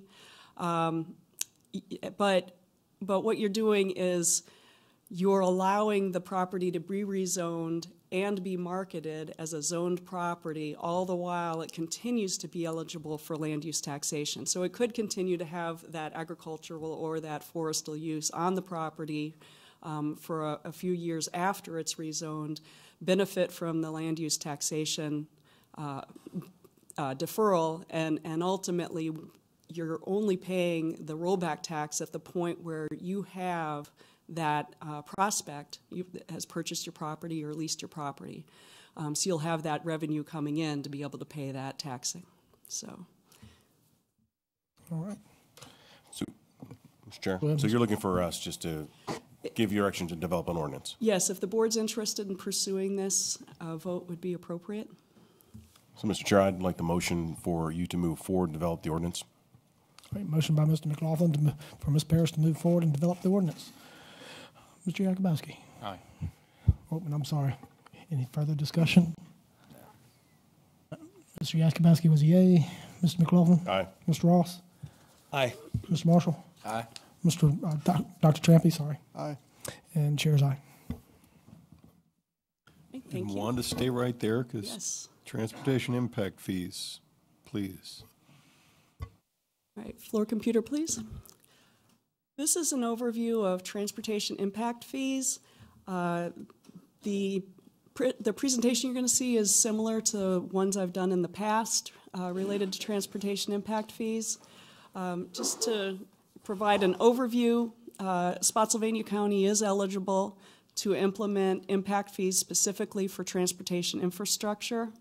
The state code authorizes it. I put the sections here. You can see there are 10 subsections that cover the impact fee legislation, and it's actually very detailed. The impact fee legislation was included in the packet, and it actually lays out the entire process for developing an impact fee. The impact fee, it's a funding source to provide growth-related transportation infrastructure. It's used for capacity improvements. It's not used for road repair, operation, or maintenance. And it is a one-time fee that's assessed to all new development. This is not specifically related to rezonings. This would be related to by right development, residential, non-residential. The county can exempt types of development, but then the county must pay that portion of the fee. And that is what Stafford has done, so I'll talk a little bit about what they have. So this slide shows really what you're looking at in terms of an impact fee. You need to meet 3 requirements as you go through the process of establishing the ordinance and the fee. There needs to be a need that is generated by growth. The need can't be related to existing needs, approved development that is going to strain our current infrastructure. What we're looking at is into the future, offsetting impacts of future growth. The benefit, you need to look at the timing of the improvements, the growth as they pay the impact fee. They need to also see a benefit from having paid that impact fee, as in the actual improvement of the roadways. There are accounting and expenditure controls that are part of this. There's also a requirement for proportionality. New growth is only required to pay its fair share of the cost for the road improvements. The county needs to assume responsibility for the portion of the road improvements that are generated by either current needs or development that has been approved but not yet built. In order to establish impact fees, one of the first tasks is to appoint an impact fee advisory committee. This is a 5 to 10 member committee. 40% needs to be from the development, building, and real estate industries. This committee will meet periodically throughout the process of developing the impact fee structure to provide input and guidance. The projects are an important part of the impact fees. We need to go through a process to determine which future road improvements are needed due to growth, and then adopt a road improvement program that would be a part of the comprehensive plan and also incorporated in the CIP and VDOT secondary 6-year plan. We need to determine the service areas. When the county undertook an impact fee study a few years ago, we looked at 2 service areas at that point in time. I don't know if it was not permitted, but we were strongly discouraged from a single impact fee area. Since then, I believe the state code has changed sufficiently that Stafford also had 2 multiple smaller impact fee areas. They have now gone to a countywide approach. And so that is what they recommend, is a countywide approach after having had 2 smaller areas, but it was not 2 smaller areas that covered the entire county. It was 2 smaller areas and then portions of the county that were without any impact fee area. The county would need to go through the process to adopt an ordinance establishing the impact fees. This would list the fees for each type of residential development: single family, detached, attached, multifamily. It would also list fees under broad categories of non-residential uses, for example, office, manufacturing. And so each of those would have a calculated impact fee that's derived by going through this impact fee process and calculation. The fees themselves are calculated at site plan or plat, and they're collected at building permit. So with each building permit that's pulled in the county after the fees are implemented and after the date of implementation is established, every building permit that's pulled would have a fee associated with it that would need to be paid and put into a specific account for the impact fees. The program management, there are credits for off-site improvements that add capacity or for cash proffers. So for example, we've had a number of rezonings that have proffered road improvements that are above and beyond what they were required to do for their development, or that have agreed to pay, this thing keeps wanting to change, have wanted to pay, or that have agreed to pay cash proffers towards transportation. All of that would need to be calculated and credited against any impact fee for any property that went through a rezoning process. We do need to track, and projects that are not completed within 15 years, or if the estimated costs exceed the actual by 15%, we do need to provide refunds related to that. So there is a fair amount of tracking in order to implement this type of program. The state code also requires that we review our program every 2 years and update as necessary. And talking with Stafford County, their recommendations are to hire a consultant to ensure defensibility of final output. And to be very aware of what projects you can use the funds for. You can, there's a tendency to want to use the funds to fix existing issues, but you develop that road program, and that is the program that you stick to, and the calculation on the fee is based on new growth's fair share of those costs. So really, once the program is adopted, you need to stick religiously to the program unless you change it. They suggested setting a clear fee implementation date. They set a date into the future from when they adopted the ordinance so that everybody would know when the impact fee would begin.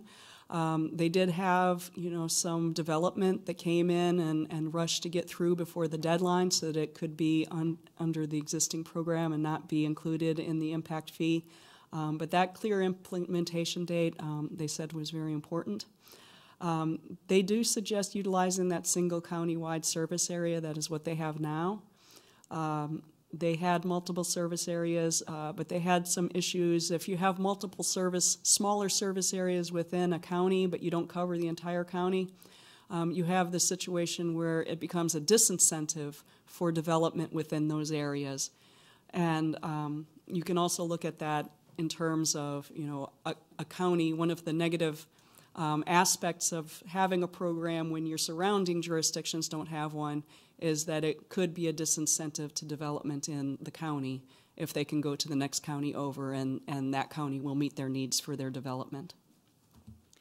No new development is exempt, but the county can subsidize. Stafford does cover the contributions associated with non-residential development and family division development, and it also subsidizes the residential development.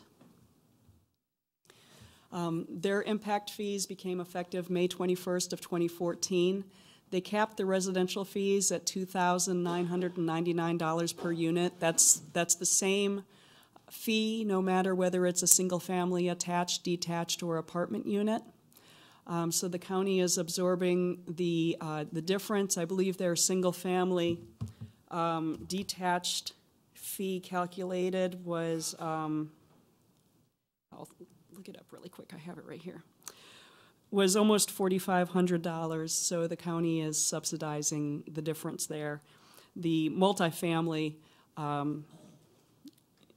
actually came in at less.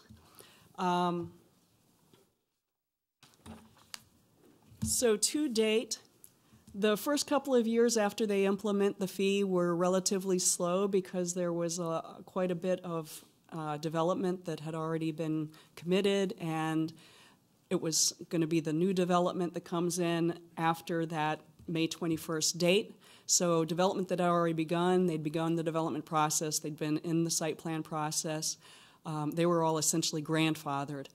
So the first couple of years were relatively slow in collecting that fee, but really in the last couple of years now, especially this last fiscal year, they have really increased their collections of revenue. They've collected over $2 million on 927 residential units. The Stafford County share has so far has been $3.33 million. Of that, they've subsidized $781,000 on the residential side and $2.55 million on the non-residential side. And they've applied the funds towards various secondary road projects. I've listed some there. They've used the funds to match smart scale projects. And so they are seeing a positive benefit from it at this point in time. And that concludes my presentation. Dr. Tramey. Thank you, Mr. Chairman. You mentioned that Stafford charges the same for each housing unit, regardless of the size. Was that their decision, or do you have to do it that way? No, that was their decision. When you do the study, you will divide it out by single-family detached, single-family attached, and multifamily, because you have different traffic generation needs depending on the type of unit.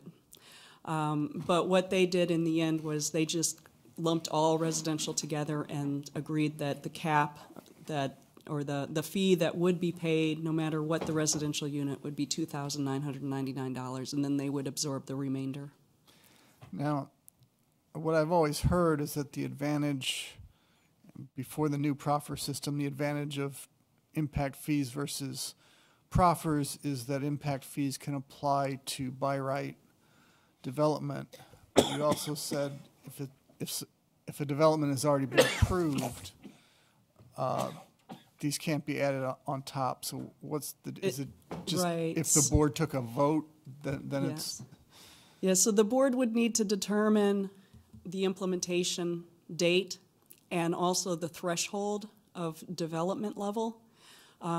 for implementation. So the board could say, we're going to implement this May 15th of 2020 for every project that does not have an approved plat. So if they hadn't yet reached that level, then they would be subject to the fee. So anything that already had approved plat, even if they had not yet pulled their building permit, they would not have to pay the fee. I see. Thank you, Mr. Chairman. Any other discussion? Comment? Mr. Marshall?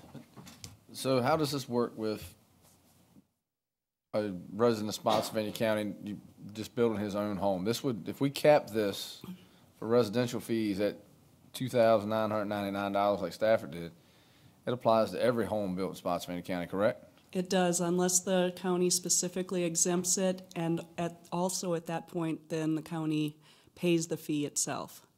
So you cannot exempt any user from the fee. Somebody has to pay it, whether it's the user or it's the county. So what Stafford has done, for family divisions I mentioned, they've decided that the county is going to pay the fee for any family division, house built on a family division. So that's one of the decision points. Okay. Thank you. It sounds like this going to put a lot more on your staff. And yeah, there is a lot of coordination, tracking, calculations associated with this. So it definitely would. Besides a consultant, though, with that said, besides a consultant that is recommended, I guess. Did Stafford use a consultant? They did, yes. Yeah, and having been through this once before, I definitely recommend a consultant. It's a very complex process to go through and determine the road projects and what portion is attributable to current approved development and what would be attributed to new growth.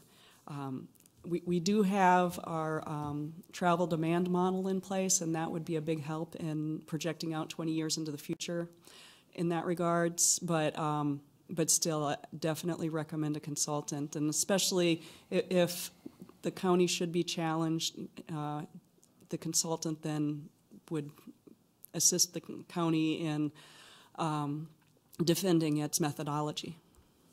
Now, is this going to cause you to need an increase in your staffing at all? Yes, it would. Yes. Do you know because this would be every, after a certain point, this would be every single building permit that's pulled.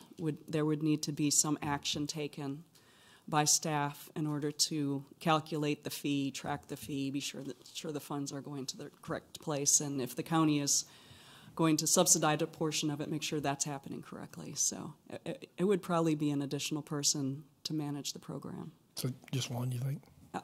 I'm guessing, yeah. Okay. Mr. Yakubowski, sorry. Thank you. Just a couple of questions. So, and I know that this is all determined upon what the board actually decides to do, but as you had mentioned, we have quite a bit of property that has been rezoned with proffers.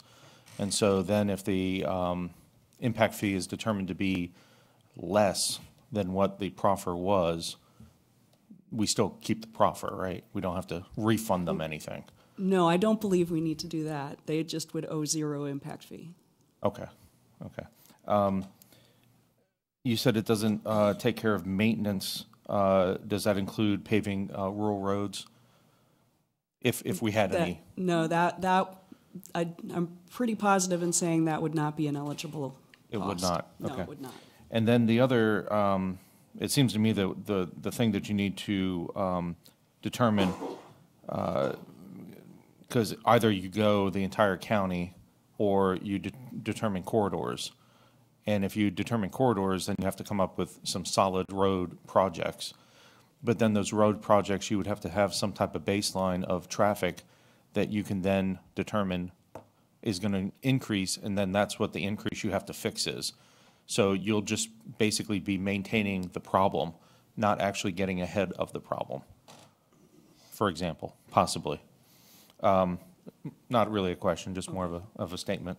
And then the other issue, it just seems to me, I'm sure people have driven in Stafford, it's not ideal. It's kind of a mess. They really have not done a good job of controlling growth. A lot of those little itty-bitty roads that, have been itty-bitty roads forever now have subdivisions up and down them, and that's been going on for decades. It's nothing new. And I know that they're trying to get a handle on the issue, and they feel as though that this seems to be a way that they can do it.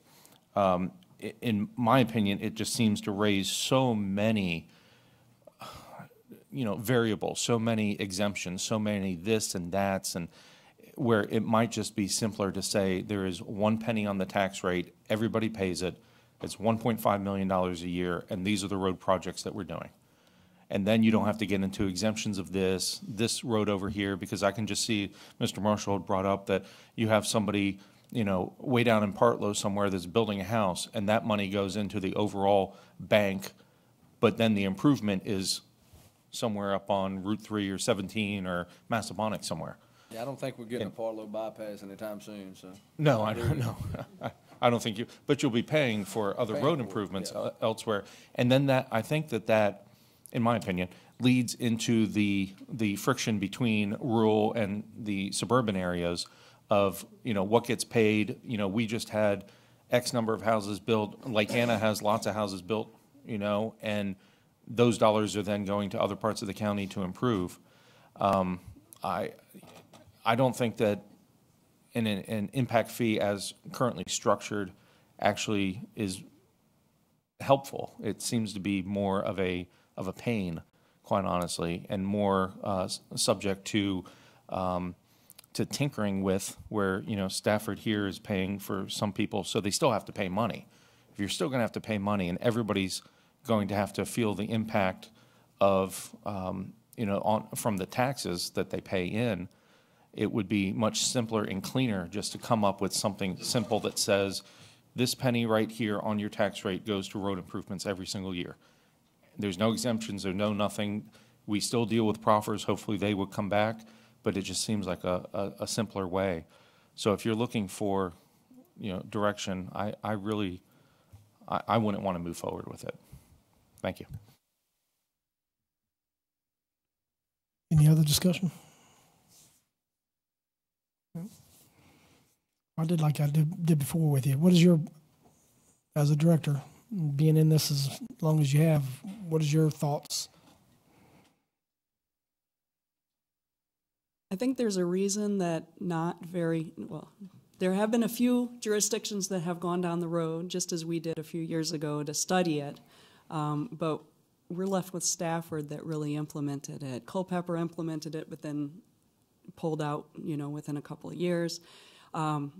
The process that you go through in order to develop the impact fee itself is a very rigorous process. You're talking about a lot of time commitment, and to hire the consultant, that's a fair amount of money as well. So I would hate for the county to go down that road unless the county was 100% certain that this was something that was really good for the county and that we wanted to do, because of the time and money commitment just to do the study. So, and again, the program, once it's established, would require staff to monitor it on a daily basis and implement it. Thank you for your input.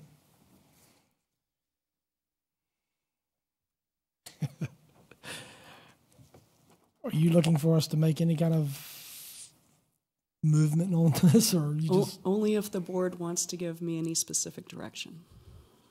I don't wish to. If anybody else, I think you can shelve that. Sorry for all your time you put into it. I'm sure it was extensive, but thank you. You're welcome. Thank you. Thank you, Wanda. Mr. Chairman, that brings us to closed meeting. We're slowly getting there. Go ahead, read us in. All right, Mr. Chair, members of the board, this will be your resolution to adjourn into closed meeting. Whereas the Spotsylvania County Board of Supervisors desires to adjourn into closed meeting for discussion, consideration, or interviews of prospective candidates for employment, assignment, appointment, promotion, performance, demotion, salaries, disciplining, or resignation of specific public officers, appointees, or employees of the county, specifically the Director of Department of Social Services. And whereas the Spotsylvania County Board of Supervisors desires to adjourn into closed meeting for discussion or consideration of the acquisition of real property for a public purpose or the disposition of publicly held real property, where discussion in an open meeting would adversely affect the bargaining position or negotiating strategy of the public body, specifically discussion of real property in the Lee Hill District.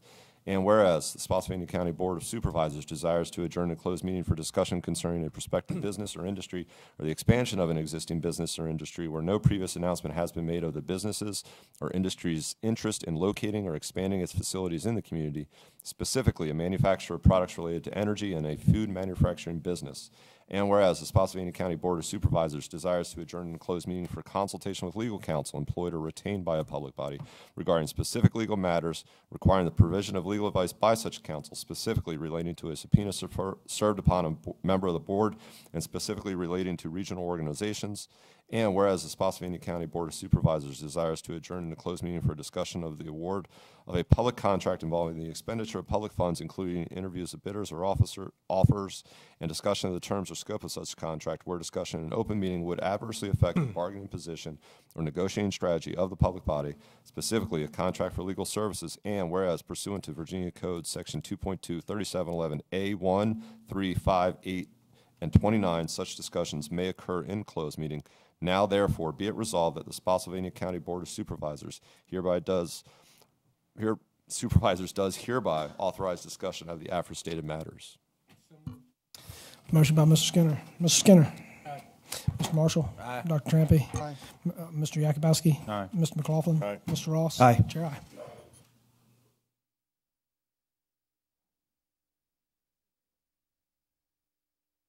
Supervisors has convened a closed meeting on this day pursuant to an affirmative recorded vote and in accordance with the provisions of the Virginia Freedom of Information Act.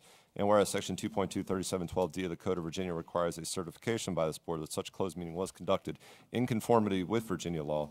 Now, therefore, be it resolved that the Spotsylvania County Board of Supervisors hereby returns to open meeting and certifies by roll call vote that to the best of each member's knowledge, only public business matters lawfully exempted from the open meeting requirements of the Virginia Freedom of Information Act and identified in the motion to convene into closed meeting were heard, discussed, or considered in the closed meeting.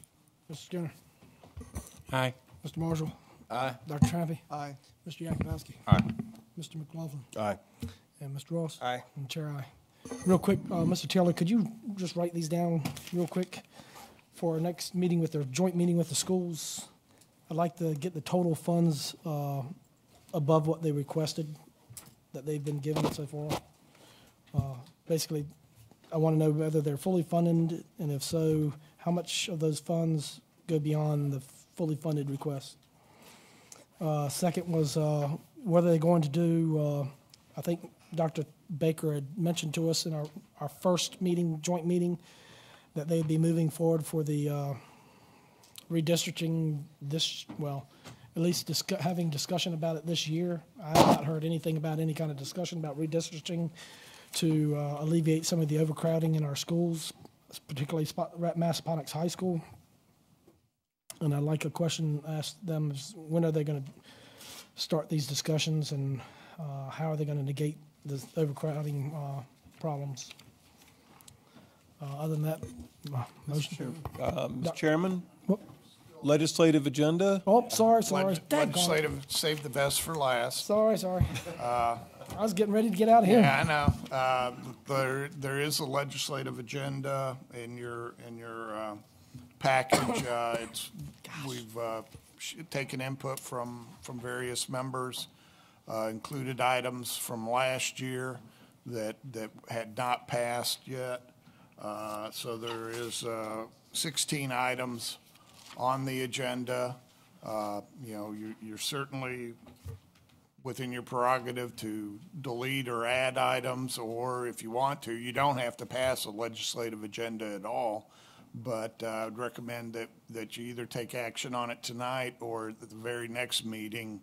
And so that if anything that you do pass, we can get it distributed to the area delegation because now is the time when legislation is being drafted for the 2019 session. Do we need the school security officers anymore on there? I mean, ours is going to be funded with Yeah, SROs. this one was requested to expand that authority that where, right, last year, the General Assembly passed legislation to allow public schools to hire former law enforcement officials as armed school security officers. And the school security officers are separate from SROs. All right, because they're no longer sworn law enforcement officers. They're strictly security guards. Okay. And what has been requested in this is to expand that authority to private schools, which last year's legislation did not include. All right. Any comments from the board on the? All right, thank you. Do you want to approve it? It's up to the Yeah, board. I'll motion to approve. Motion to approve by Mr. McLaughlin. Any comment? The only comment I would make is I would like to see 16 removed because impact fees, as we saw tonight, are burdensome and kind of, unless they can streamline them and make them make more sense. Right now, the process is just, it's not workable in my opinion. That applies to other than roads, correct? That's what we're asking for there? This was to expand impact fee authority beyond roads. Right. My only point is if it's such a mess for roads, it's going to be even more of a mess for everything else. So, I mean, I don't care if we leave it in there. I would ask them to streamline the process and make it more, less prone to manipulation. Any other comments? Go ahead, Mr. Skinner. No, I have no comment about that. All right, we have a motion by Mr. McLaughlin to accept the legislative update as is. Mr. Yakubowski. Aye. Mr. McLaughlin. Aye. Mr. Ross. Aye. Mr. Skinner. Aye. Mr. Marshall. Aye. Dr. Trappy. Aye. Chair, aye. Mr. Skinner.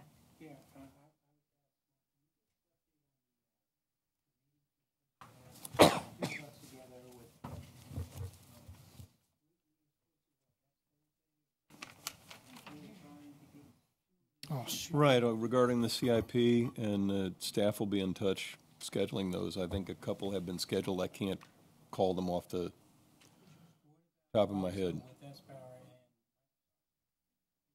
That is November 2nd, I believe.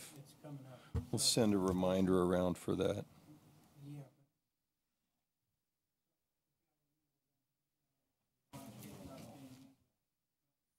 Excuse me, they want to take an opportunity to meet with Microsoft as far as sPower and what obligations they're getting as far as the power use of sPower and everything, and it sort of slipped away.